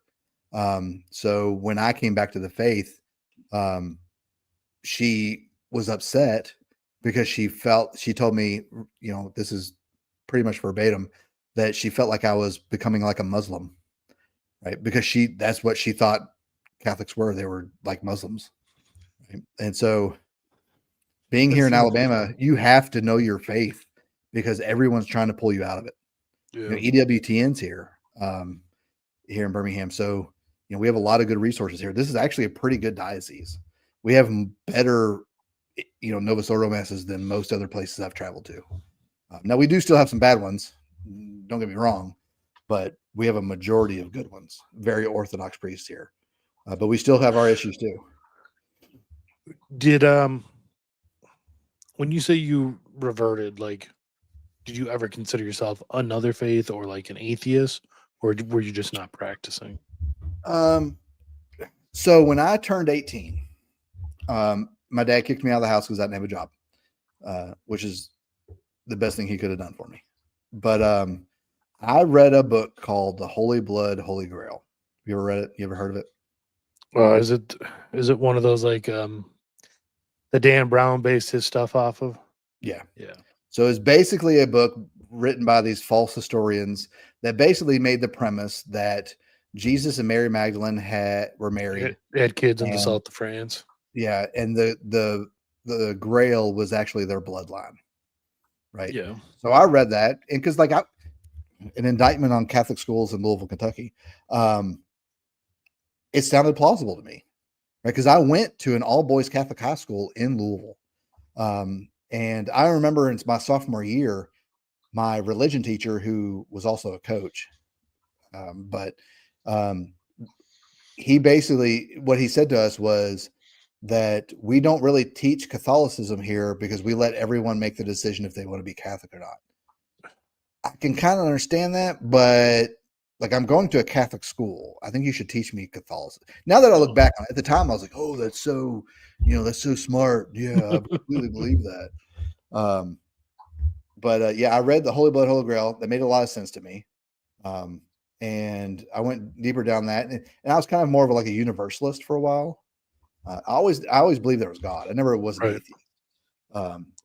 And I wasn't agnostic. I just I had the thought in my head that God just presents himself differently to other cultures in order to best, you know, get them to know him.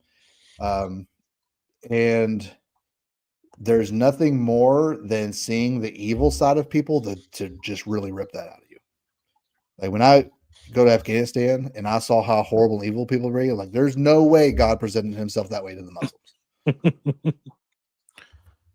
So then I was my wife was, you know, Baptist, and we kind of went to some Baptist churches for a while, and then I reverted, you know, 11 years ago. And then my wife came into the church in 2019. Okay. But yeah, it was a it was an interesting road, we'll say. My wife, so my daughter right now is reading Father Lasance's Catholic Girls Guide. Yeah, right? I have the boys and the girls. Yeah. So one piece of parent advice for y'all: when your kids start learning how to read, offer to pay them $1 for each book they read. They'll think they're taking advantage of you, right? But they're not. So all my kids know you get $1 for every book you read. So my kids read a lot, right?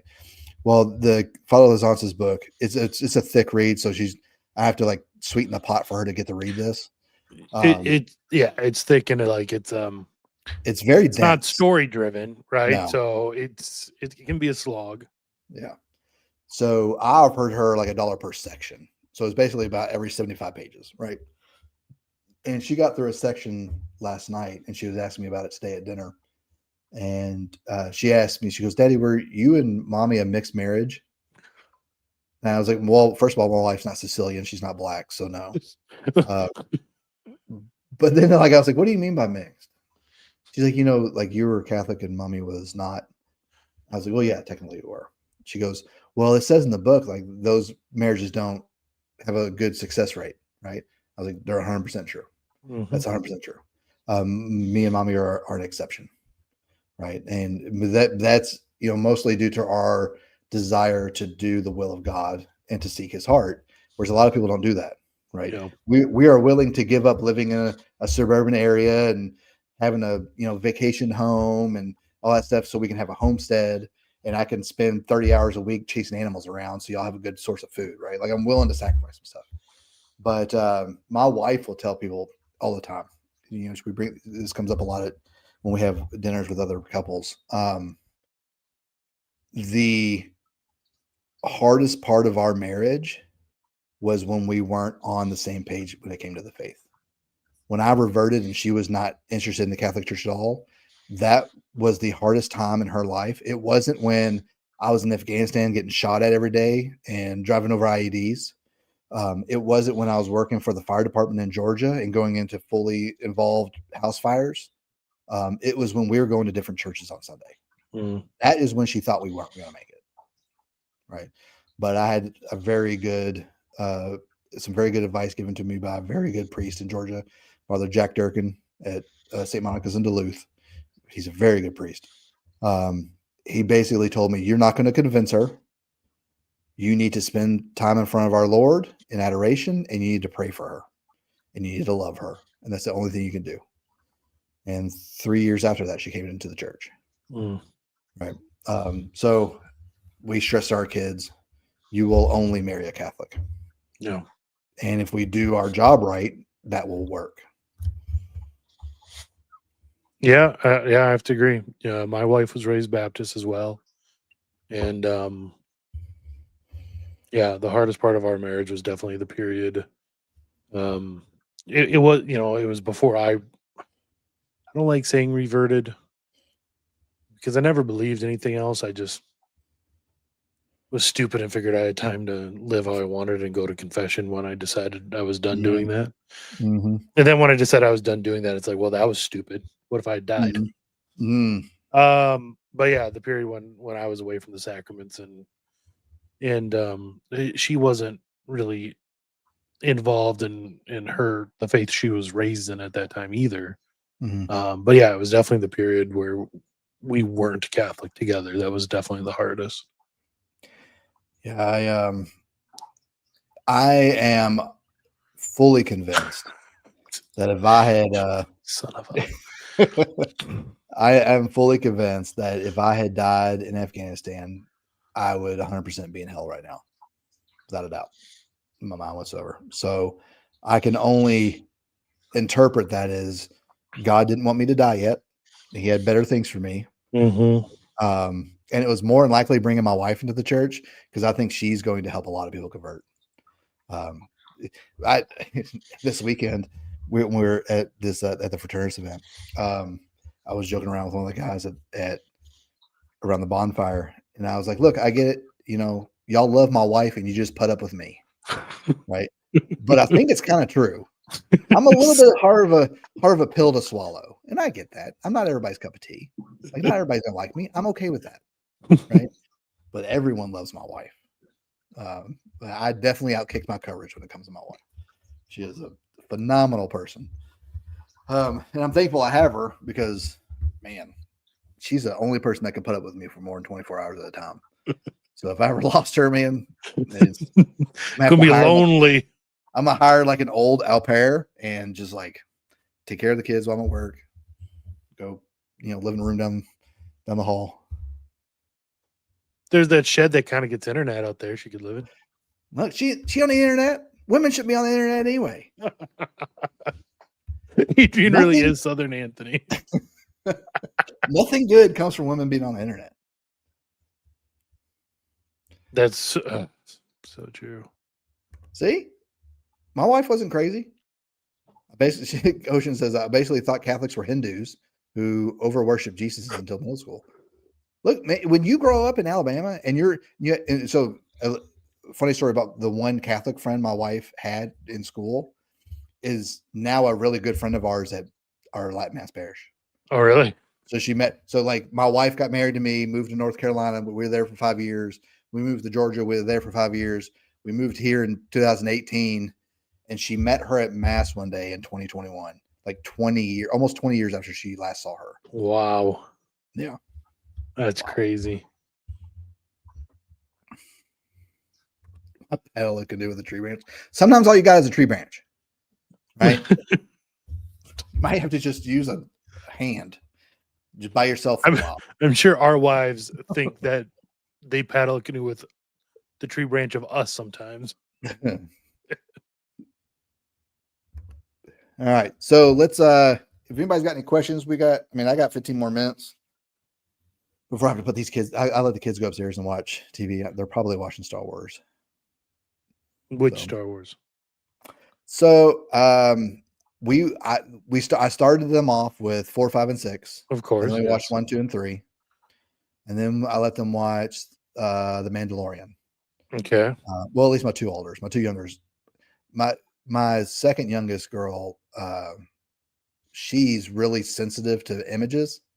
So like she can't even watch Lord of the Rings. It gives her nightmares, like all the goblins and orcs and stuff. Yeah. So I have to be very picky, but they're probably watch something that, or I reintroduced the younger kids to Doc McStuffins on Disney because my oldest daughter used to love it. Oh. The Mandalorian is very Catholic. Like next time you watch it, look at it as him as a missionary, right? And just keep that in your mind when you're watching it, right? I can see that. Yeah, I can see that. But I got a little bit of time. If anybody's got any questions, want to ask some stuff. Did you buy any more guns this weekend? Yes. This is my last one for a long time because I'm literally at the point where I go into the gun store and it's like I don't want any of this because I basically have it all. I picked up a Benelli M4. Oh, good. The 250th anniversary edition for the Marine Corps. No, that's the Beretta A300. Oh, that is the Beretta. Yeah. Benelli has one too, don't they? I'm not sure. This is the Benelli. Well,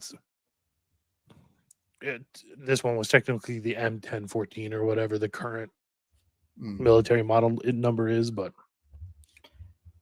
Landon Tactical makes great firearms, especially Berettas. I would, before you buy anything from them though, I would suggest you go find regular guy training on YouTube, and he's done a really good review of one of their Berettas. Some of their internal parts cannot be used in other Berettas. Yeah. Any of their Berettas that are optic cut, they had to do custom internals on it to get it to work. So yeah, that's kind of proprietary at that point. But they do good HKs, the P30s as well. But I don't have a Langdon yet. I want to get one for my wife. I want to get her like a cheetah. Okay. With an optic on it. Yeah, that would be cool. Because she's got I taught her how to shoot with a 92. She loves it. but The 92 shoots nice. she can't carry it because it's so heavy. I mean, she's more likely to beat somebody to death before she shoots somebody with it. I don't need another AR though. So let me ask you this: how many kids do you Yes. have? 4, How many ARs do you have? including 308s. Yeah.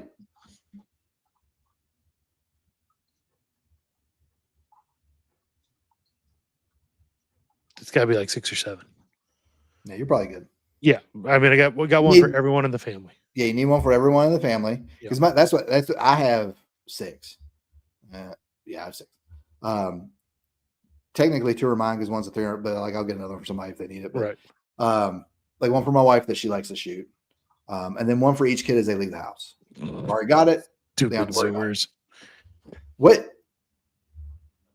Like, is this like the equivalent of like the oh yeah? Is that like the same thing? The 6-7? I don't know. I don't. It's just like just something stupid to say. Yeah. It's like how we used to say whatever. You know, I don't know. Dumb. All right, what would here we are. What's a good concealed carry? One that you feel comfortable carrying, and then that's reliable. Like that's up to you. You have to find one that you like to shoot, that fits your hand, that's reliable. Yeah. I'd stay away from any revolvers because you're not going to shoot it well. I would stay away from Springfield XDMs because they have too many safeties on them, and you'll have issues shooting that when time comes to actually do it. And the XD, the XD, XCS, XDM, they're just not comfortable to shoot either. The ergonomics are weird. My suggestion would be to go find a local range that rents handguns and just go through them and see which ones you like shooting the best. Yeah. I carry now my CZ Shadow Compact because I can shoot it really well. I was hitting steel at 80 yards this weekend, and it fits my hand really well. But I like to carry my Glock as well because it's light, and I don't have to worry about it rubbing a hole in my shirt when I conceal carry. Yeah, I mean, as someone who's has way too many handguns and has carried just about all of them, I mean, and obviously shot all of them, for the most part, they all work well. They're all generally reliable. I mean, obviously there's some exceptions. Yeah. But if it's from a reputable brand Mhm. and you can shoot it well and you have a good holster for it, it's Mhm. gonna work. So don't think too much into it. We had an argument on our Telegram. By the way, y'all need to get in our Telegram. The competition's still going. Friday's the last day for your submission for the competition. The rules are in the competition tab in the Telegram. And the prize is whoever wins, I'm buying them an Avoiding Babylon shirt of their choice. But we had an argument in the Telegram chat about, iron sights or red dots. Okay. And the biggest thing that iron sights have over red dots has always been their reliability. Iron sights don't run out of batteries. They don't break. Well, regularly they don't break. I've had more iron sights break off my handguns than I've ever had red dots break off my handguns. But I've also shot with iron sights a whole lot longer than I have red dots. Yeah. But red dots have regressed to the point now where they're very, very reliable. It takes a lot to break them. Super reliable. Battery lasts literally years at multiple years. They'll probably still change it once a year. Yeah. It's one of those things where a red dot is great for people getting into it, right? It gives them that it can help them learn how the movements of their hand change where they're aiming the gun and stuff like that. But still, I think learning on irons initially is the way to go, and then move to a red dot.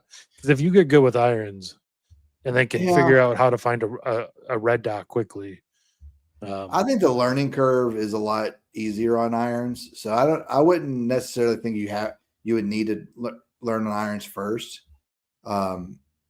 just because it's super easy. Once you figure out irons, it's the same every time, right? Like I was teaching a guy a few weeks ago who's never shot a gun in his life, and I had him hitting dead center, at 7 yards within about 2 mags.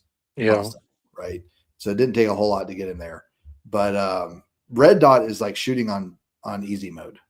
It is. Yeah. Especially if you have, poor sight as you're getting older. For you old guys, as your sight becomes worse, or you guys who already have, Coke bottles, a red dot's going to be a lot easier for you to shoot with than iron sights.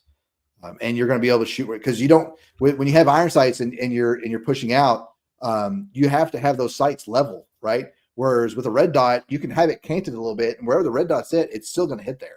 Yep. Right. So your window may be big and your dot may be like up towards the top, and that's where your shot's going to hit. Right. So shooting with red dots is much preferable. That's why I can shoot with my handgun steel. It's a 6x12 steel, at about 80 yards. Now I'm, having to have my red dot, probably a good 2 feet above the target because of the projection of the round. But yeah, I was hitting every single. As once I figured out how far it needed to be above, I was hitting it every single time. Nerd talk. The Gunsburgers.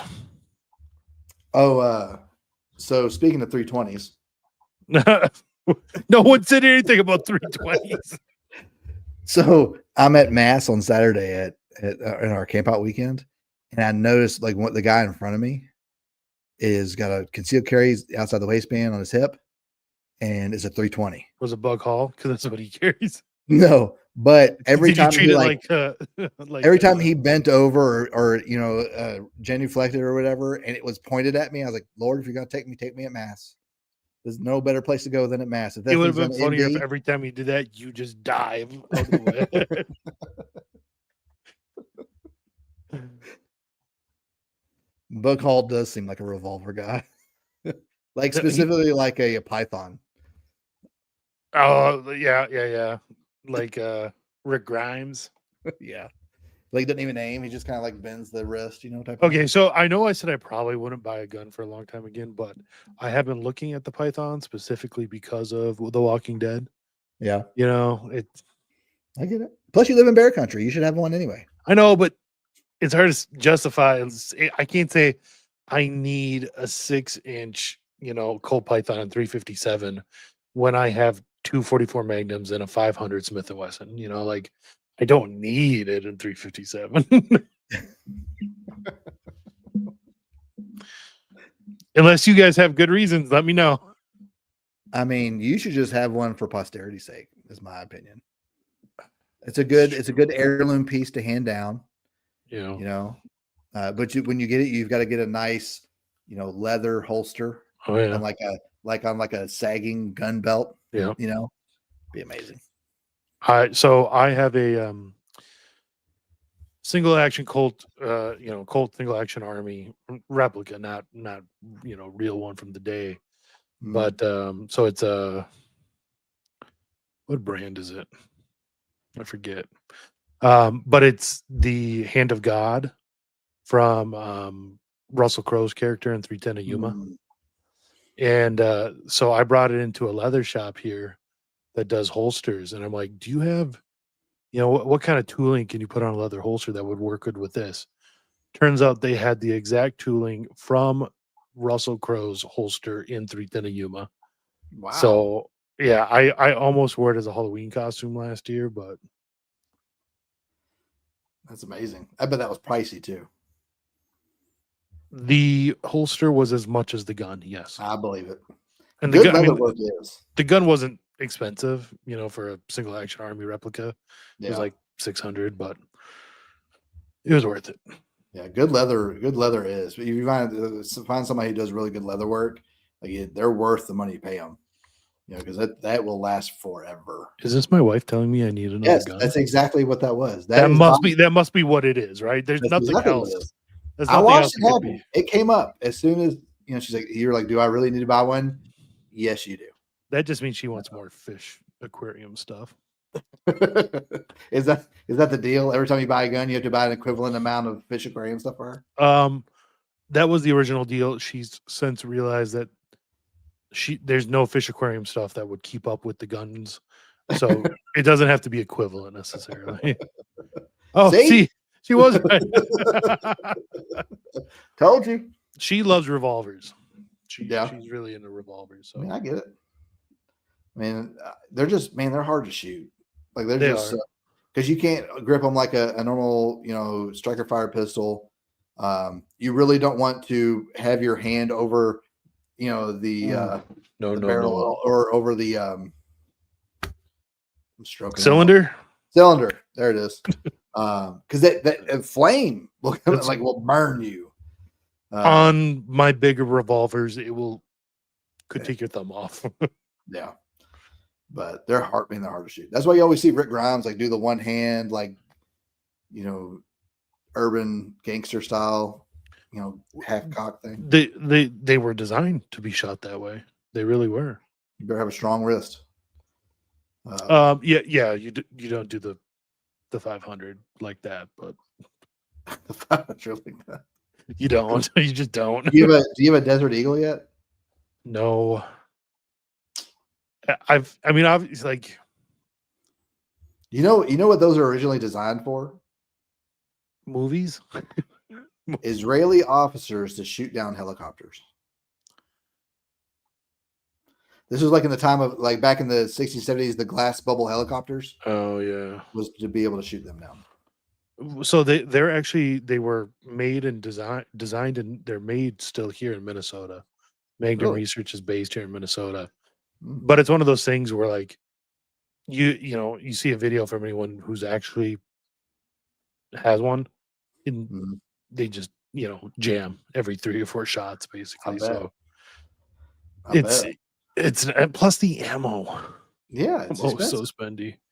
It's just it's an ego buy more than anything. Yeah. There was have you seen the new Kimber striker fire pistols they've been putting out? Kind of. And so Kimber started as a really high-end 1911 Mhm. company that made good guns.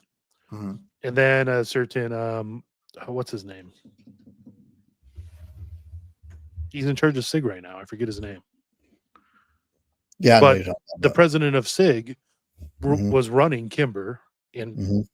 they started having quality control issues, basically ran them almost into the ground. But they're getting better. Yeah. I'm seeing their 2011s are actually decent. I have one of their 2011s that came out, I think, 2 years ago. But I don't know if if I'm going to buy a Kimber, it's going to be a 1911 or 2011. Why would I buy a Kimber Striker fired? Yeah. So my first He's gone again. shot fine, but it was heavy.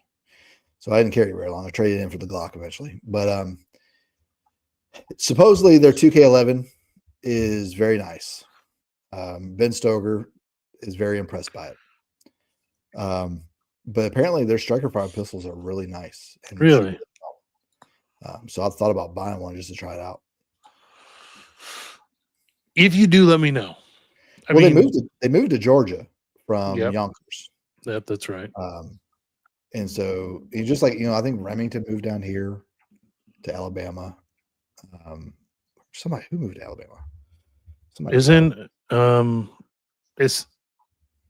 Where's SIG base now? Isn't it one of the Carolinas or Virginia?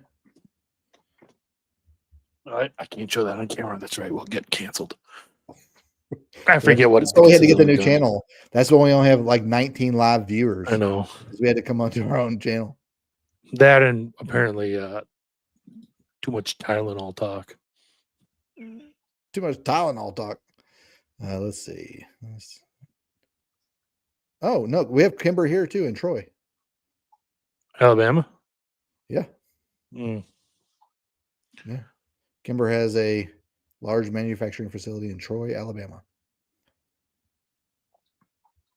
My favorite Southern priest is in Troy. He's hilarious on IG. Someone asked him if he could use a solo cup at mass instead of a chalice, and he was like on a 10-minute tirade. But how redneck do you have to be to ask that question? Do you think those drawings of the supposed Glock AR are real? Do you think they really Yeah, are worth more than yeah, they are? because Brazil, I think it was Brazil, it got like 100 of them. So they're being literally procured. bought them. Yeah, They're being like manufactured. there are people who are buying them, and they're apparently very like affordable. They're like $1,400 bucks. Well, I mean, the Glock has always been decent, good value for the money. I mean, they really are. I mean, yeah, they're a Glock 19 is more than the RXM or something, but it's less than a HK VP9.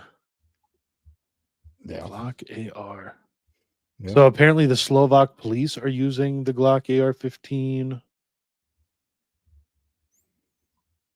So they procured 180 rifles, the Slovak police. Mm-hmm. And like Brazil or Peru, some South American country got some too, because I remember seeing the invoice and it apparently included ammo, so it's hard to figure out how much they actually paid. No, Paul, they're not polymer. They're not colors. I mean, I guess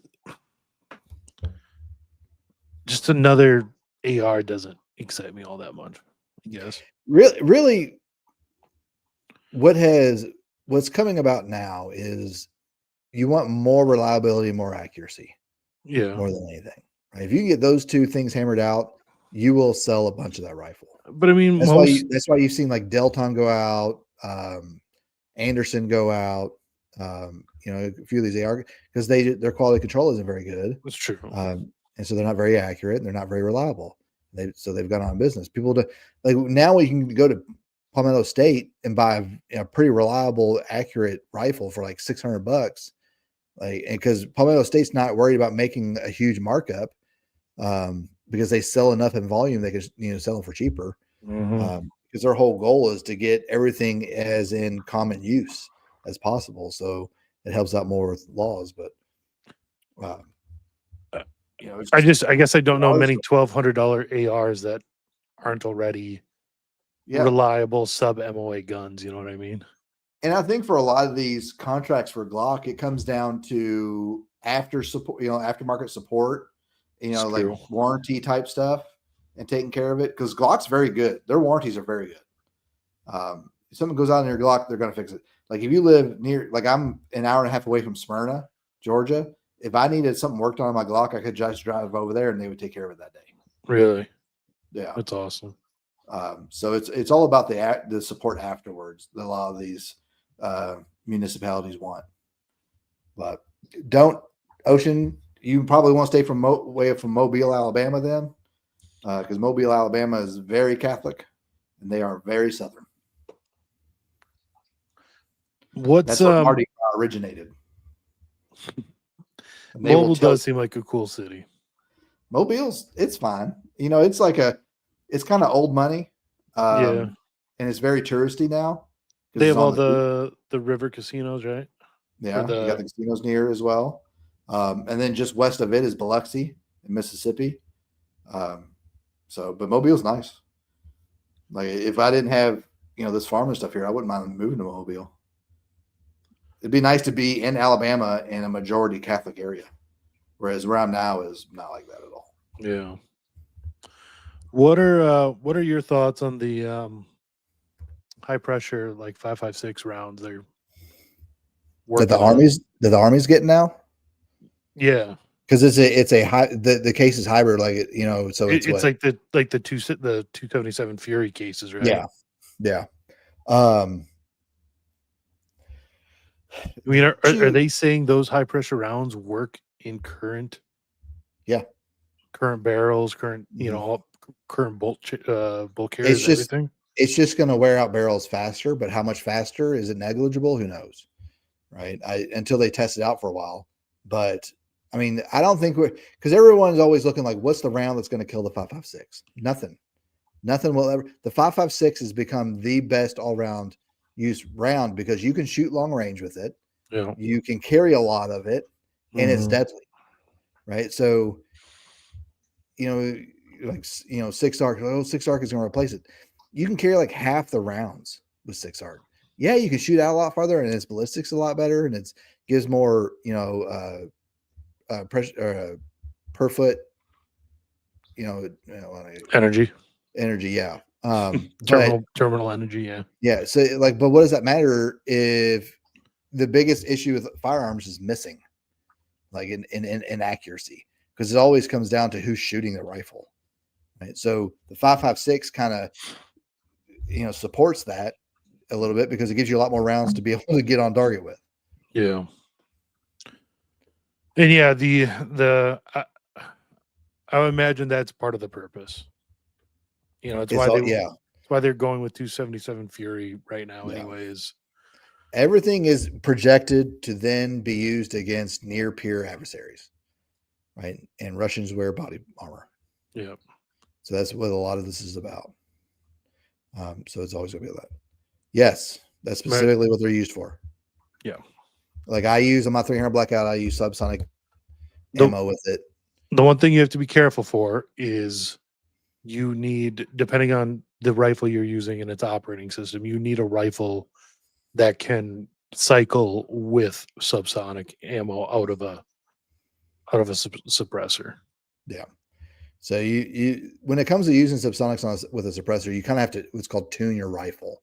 You have to make sure your buffer spring and your buffer are the right weight. If you have an adjustable gas block, that you've got enough gas coming in, but not too much gas. There's a little bit of playing with it to figure out what's best. So the best thing to do is to figure out the ejection pattern, right? You really want it to come out as close to 3 o'clock as possible. If it's coming out 4 or 5 o'clock, it's too much gas. If it's 2 or 1 o'clock, it's not enough. And you'll learn how to feel it too, because you'll feel the change in recoil, as you adjust that gas. So yeah. Oh man, they're really getting autistic tonight. 308 is way easier to find. Yeah. Yeah. Like it's nice to have a Gucci round, but if you can't find it anywhere, what's the point of having it? And really the only advantage 6 ARC has is that it runs out of a AR 15 frame, right? You don't need a bigger rifle like an AR-10 pattern rifle for 6 ARC. But other than that, that wasn't me. That was you. What was it? Oh, did you not even hear what I said? I just heard it about the 6 ARC, and yeah, it comes out of the AR-15. But 3.0's fine. Like it's a very universal round. You can shoot out long range, and it's got a lot of punch, right? So a lot of battle rifles run 308. It just your shoulder's going to hurt when you shoot about 30 rounds through it. It does. It's going to be real rough on you, which is where like a 5.56, like my 5.56, like it's like shooting a 22. Like I can't even tell because I've got it tuned so well. Can't do that at 308. There's just too much mass coming back at you when you shoot it. All right.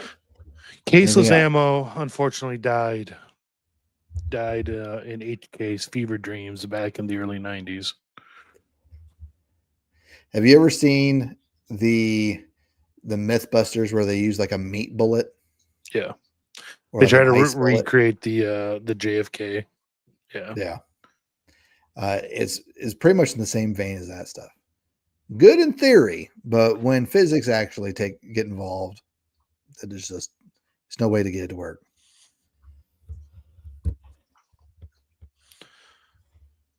HK's Fever Dreams. Yeah.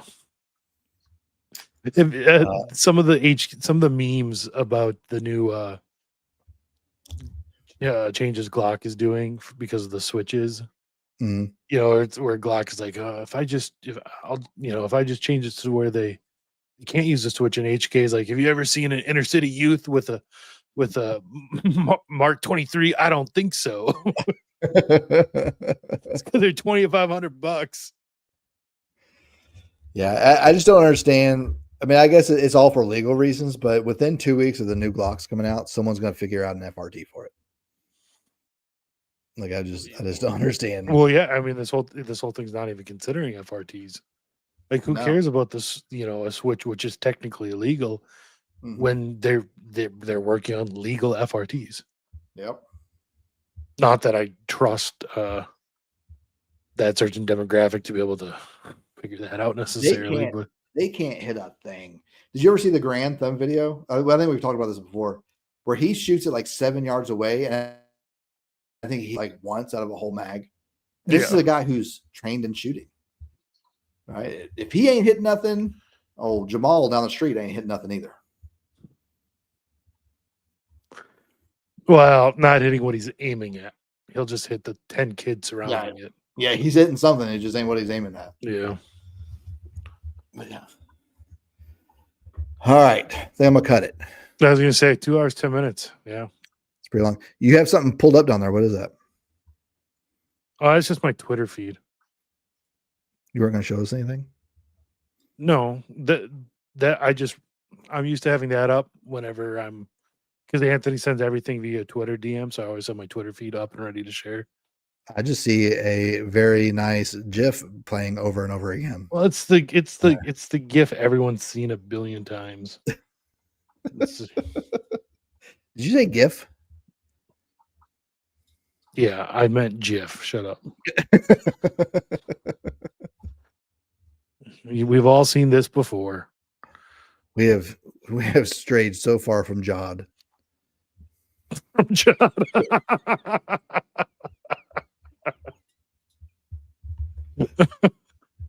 I'm a GIF guy, right? Like I was like, it's always been GIF. Like I've known GIFs since the 90s, right? Back when it was like bitmap and JPEGs and GIFs, right? But it was always GIF. Yeah, right? I was gonna say. Then the creator comes out and like, no, it's GIF. Like then you should have started it with a J.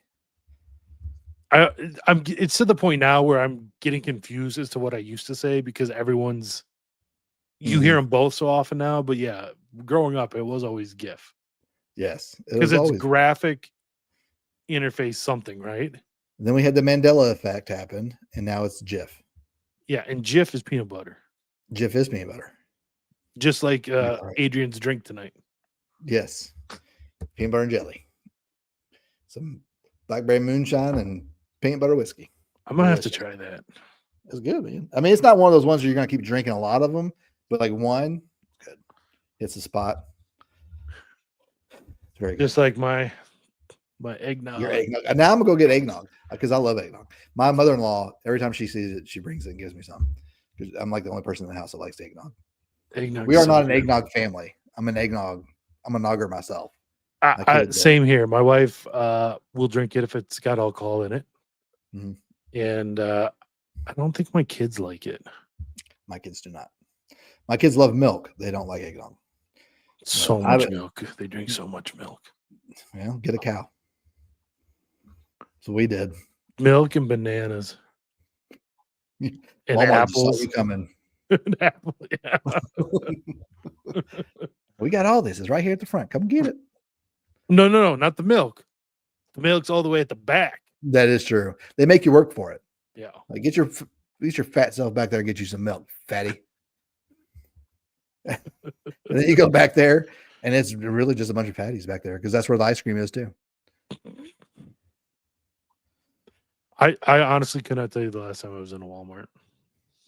Man, I try to stay away from it. I try for the same reason I don't go to the airport because it's like Walmart of the skies. Yeah, honey. Specifically, it's like the Spirit Airlines of the skies. Biltong is just beef jerky. Yeah, it's just South African beef jerky. It's just people don't want to say beef jerky, so they call it biltong. Going to Bucky's, get me some biltong.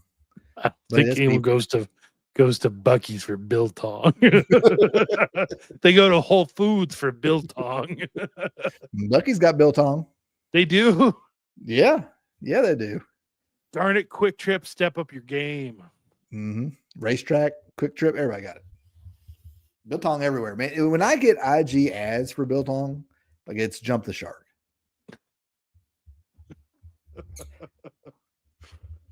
Yes, Bucky's has biltong. Right, like they Paul. have Bucky's branded. Here, I thought Quick Trip was actually somewhat competing with Buc-ee's, but apparently not. Apparently Have Buc-ee's. have you been to a Buc-ee's? No, I've never seen a Buc-ee's, man. Bro, it's redneck Mecca. I've been south of the Mason-Dixon line twice in my life.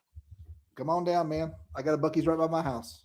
No, Oklahoma's technically south of it, right? No, the Mason-Dixon? Yeah. I don't think so. I mean, I never extended that far, Didn't right? it take like a hard like southern drift? Like when it hits the Mississippi? I don't know. Was Missouri? No, because you had the Missouri Compromise, right? That started the whole thing. Yeah, I don't think so. I think because I know the Mason-Dixon went, along the Ohio River. Yeah. And then down the Mississippi. Mm. Well, Texas was a slave state. It was, but it wasn't in the south of the Mason-Dixon. Hold on. We have this amazing thing called the internet we can just look at here. Let's look at what the Google machine says. The interwebs. Just a map of Mason-Dixon.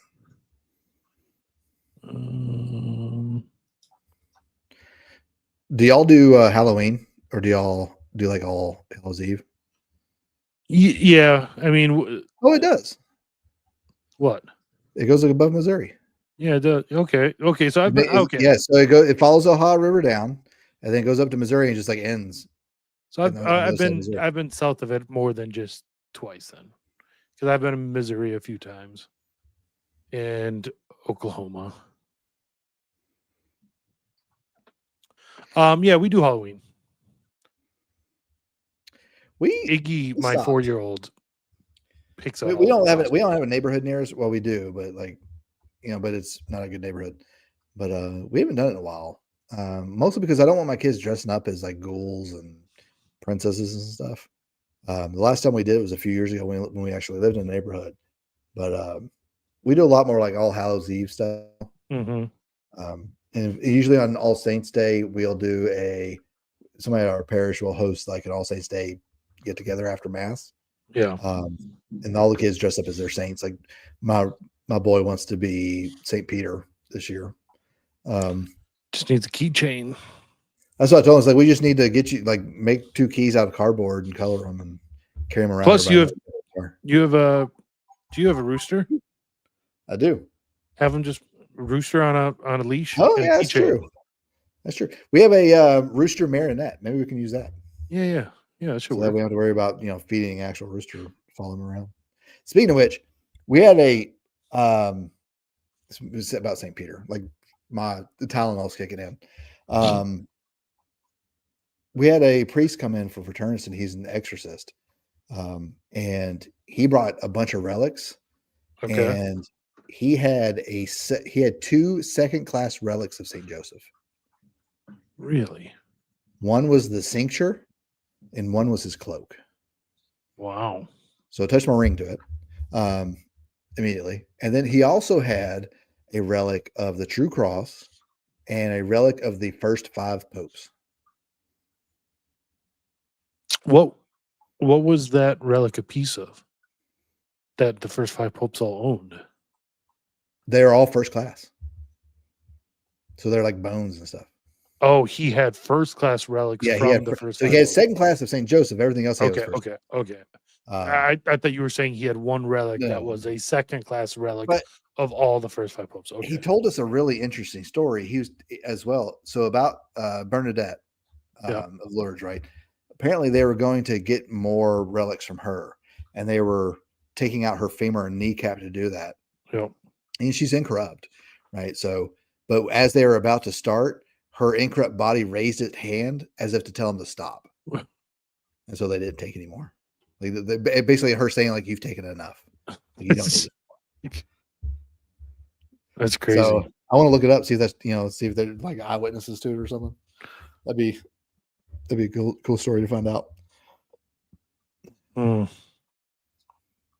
right. I really have to get off here. I'm gonna go put these kids to bed. It's funny, for being a Southerner, you sure do love Midwest goodbyes, man. I'm an extrovert, man. I like to talk. That's what it comes down to. All right, we'll let y'all go. Y'all get in on the Telegram. Go join it. The link is Rob shared earlier. as well. Share and subscribe, and so we can get our reach out a little bit better, because this is really a lot of the first interaction a lot of Catholics have to gun culture, gun tube. Right. Our Like first the show number of was you who understood that eggnog thing, very few. very few, very few. That is inside baseball. Yeah. So share it with everybody, share it with your friends, share it with, your friends who like guns, send it to them.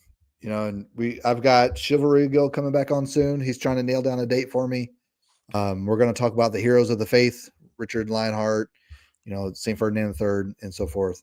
We're going to talk about some of those. Raymond Ibrahim has a new book coming out on November 2nd. I think it is. I'm trying to use Chivalry Guild to get me in with him, try and get him on. Although he's kind of blown up lately, so it's kind of hard. I think it might be hard to get him on. We might be able to get him on Avoiding Babylon, just due to the number of subscribers. And then if I get his contact info from there, then we can get him on here too. Or y'all could have him on there and just have me on with y'all. That's not bad. I've read all his books. It's not a bad idea, actually.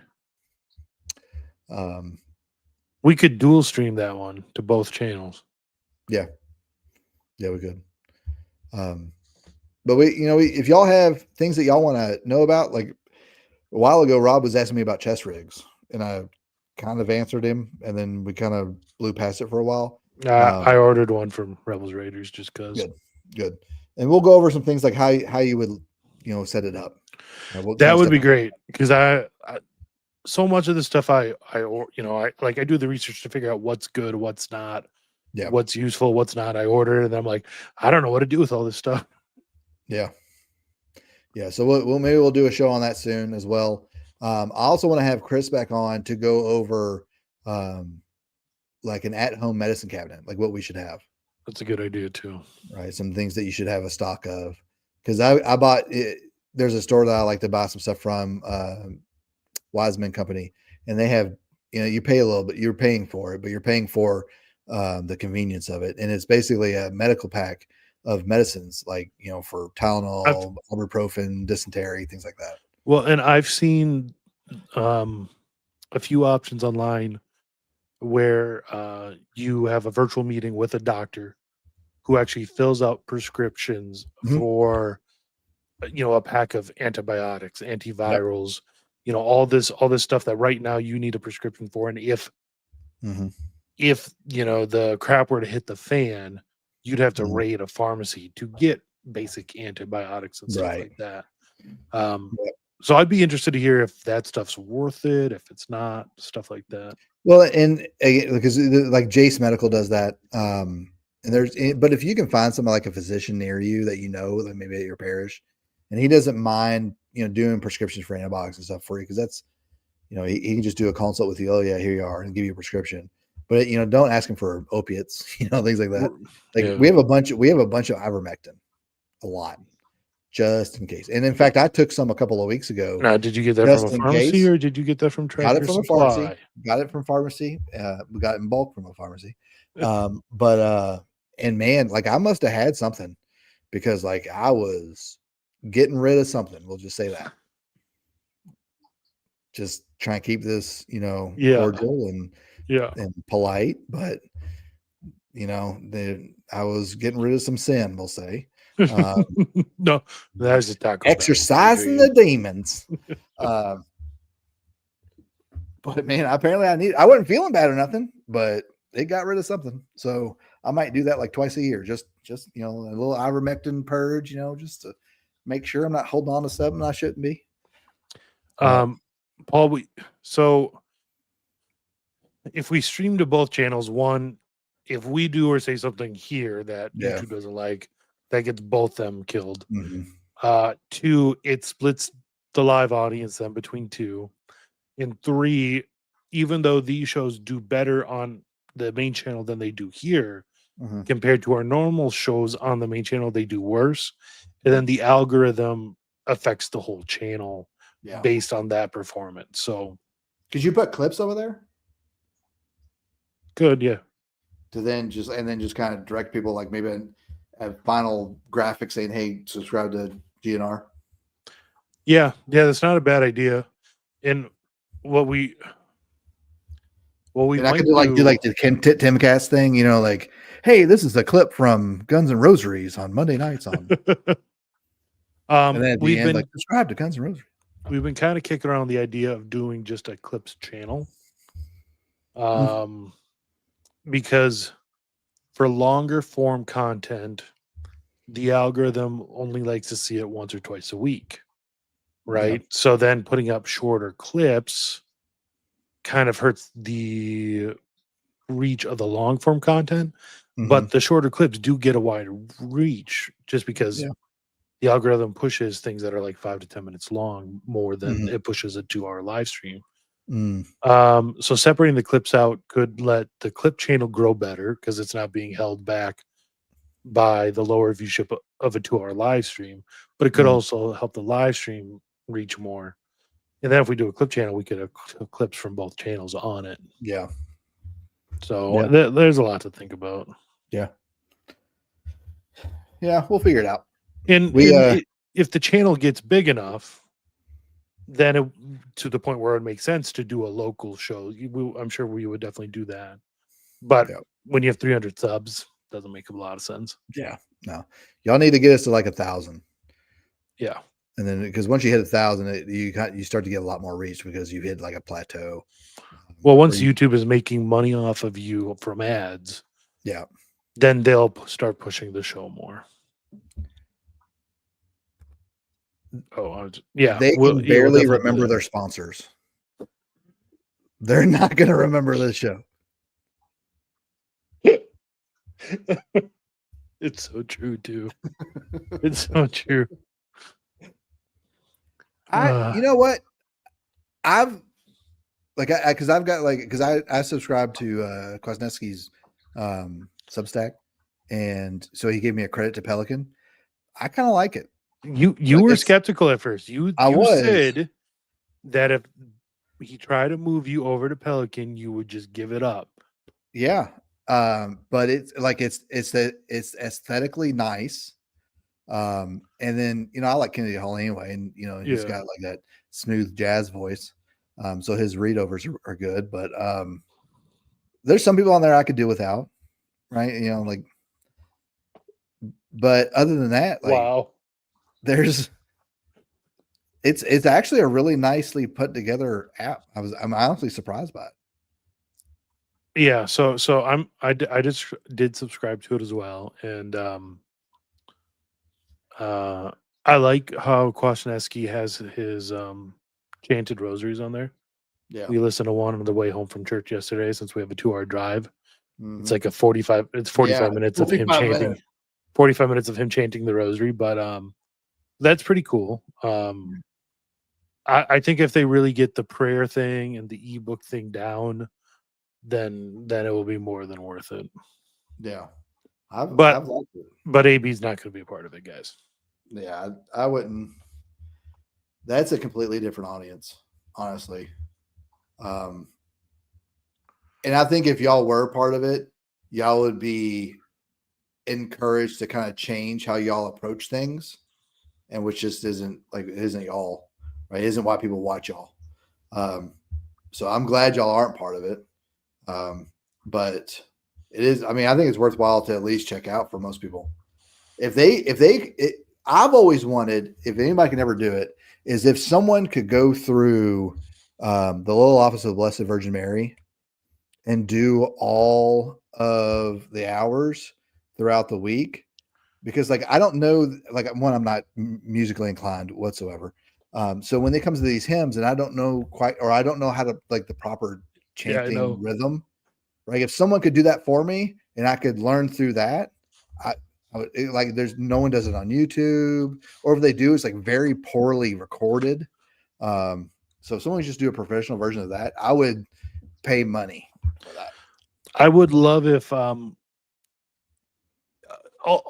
anytime you see chant on any of these prayer app things, it's just audio. Yeah. Right. I don't know how chant works.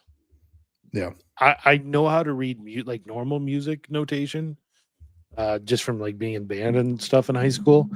I don't know how chant works. So if they could put it on screen so I can see it as I hear it, that would be really helpful to me. Like if a I ever bouncing want- ball type thing. Yes. Yeah. Make it like karaoke. Gregorian Yeah. karaoke. That's what I need. Gregorioki. Karaoke. I can get that. Pelicans is I think 15 a month.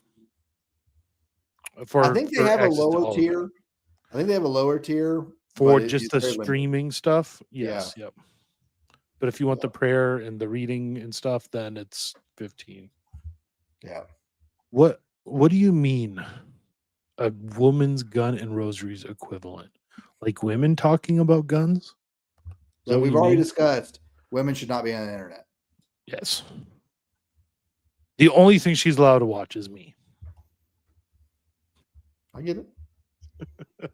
My wife is only allowed to watch priests, so I get it. So Hope knows how to use a gun and she carries a gun. Good. He is not an enthusiast like I am. Yeah. Yeah, neither is my wife. My wife's a good shot, which ensures that I will never step out on her.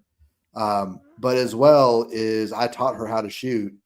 And so but her thing is it's like the mental block of having to get over to actually event of actually having to shoot is going to be hard for her. Right. Because she doesn't even like it takes her a while to get used to me killing the chickens when I'm about to start putting them in the freezer. Right.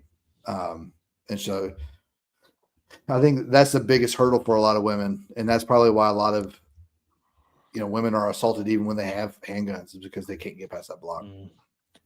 My wife is pretty good on that. She goes out hunting with me. She'll shoot a grouse, a squirrel, rabbit. Easy, and she has no problem with that. Yeah.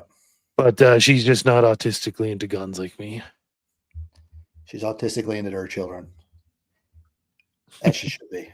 Yeah. Autistically into her children, not into her autistic children. Although Maddie might Look, be. Maddie probably is. Autism is a superpower. It has its weaknesses. As every good superhero does. Superman has kryptonite. Batman has poor people. Right? Autism has talking to people. Yeah. And that's okay. That's why you have a whole lot of autistic people who love the Latin Mass. Because you can go to it by yourself and no one will talk to you and you can go home. True. All right. True. This is 100% true. Right? You have to be steeped in it like tea.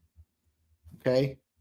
You can become Southern, but you have to give up your Northern ways. So here's the thing. The one thing I hate most about the North is the fact that for some reason, people think it's okay to drink unsweetened tea. That's just brown water. The hell is wrong with you people? Unsweetened tea is terrible. It's true. And I'm not talking about like hot tea. I'm talking people drink unsweetened iced tea. It's an abomination. It literally makes you drink it and you're like, your body just instantly. 100% true. You come down to Alabama, you have to get a gallon of Milo's tea. Oh, see, so we have Dollar Generals up here, and they do sell Milo sweet tea. Do they really? Oh yeah, Milo's tea, staple down here. You got it. I did not see it until we were driving to Jacksonville, and I think I first saw it in Tennessee, and then we got a Dollar General in town here, and I go in and I'm like, oh, there it is. But it'll give you diabetes. But I mean, you drink the extra sweet tea, right?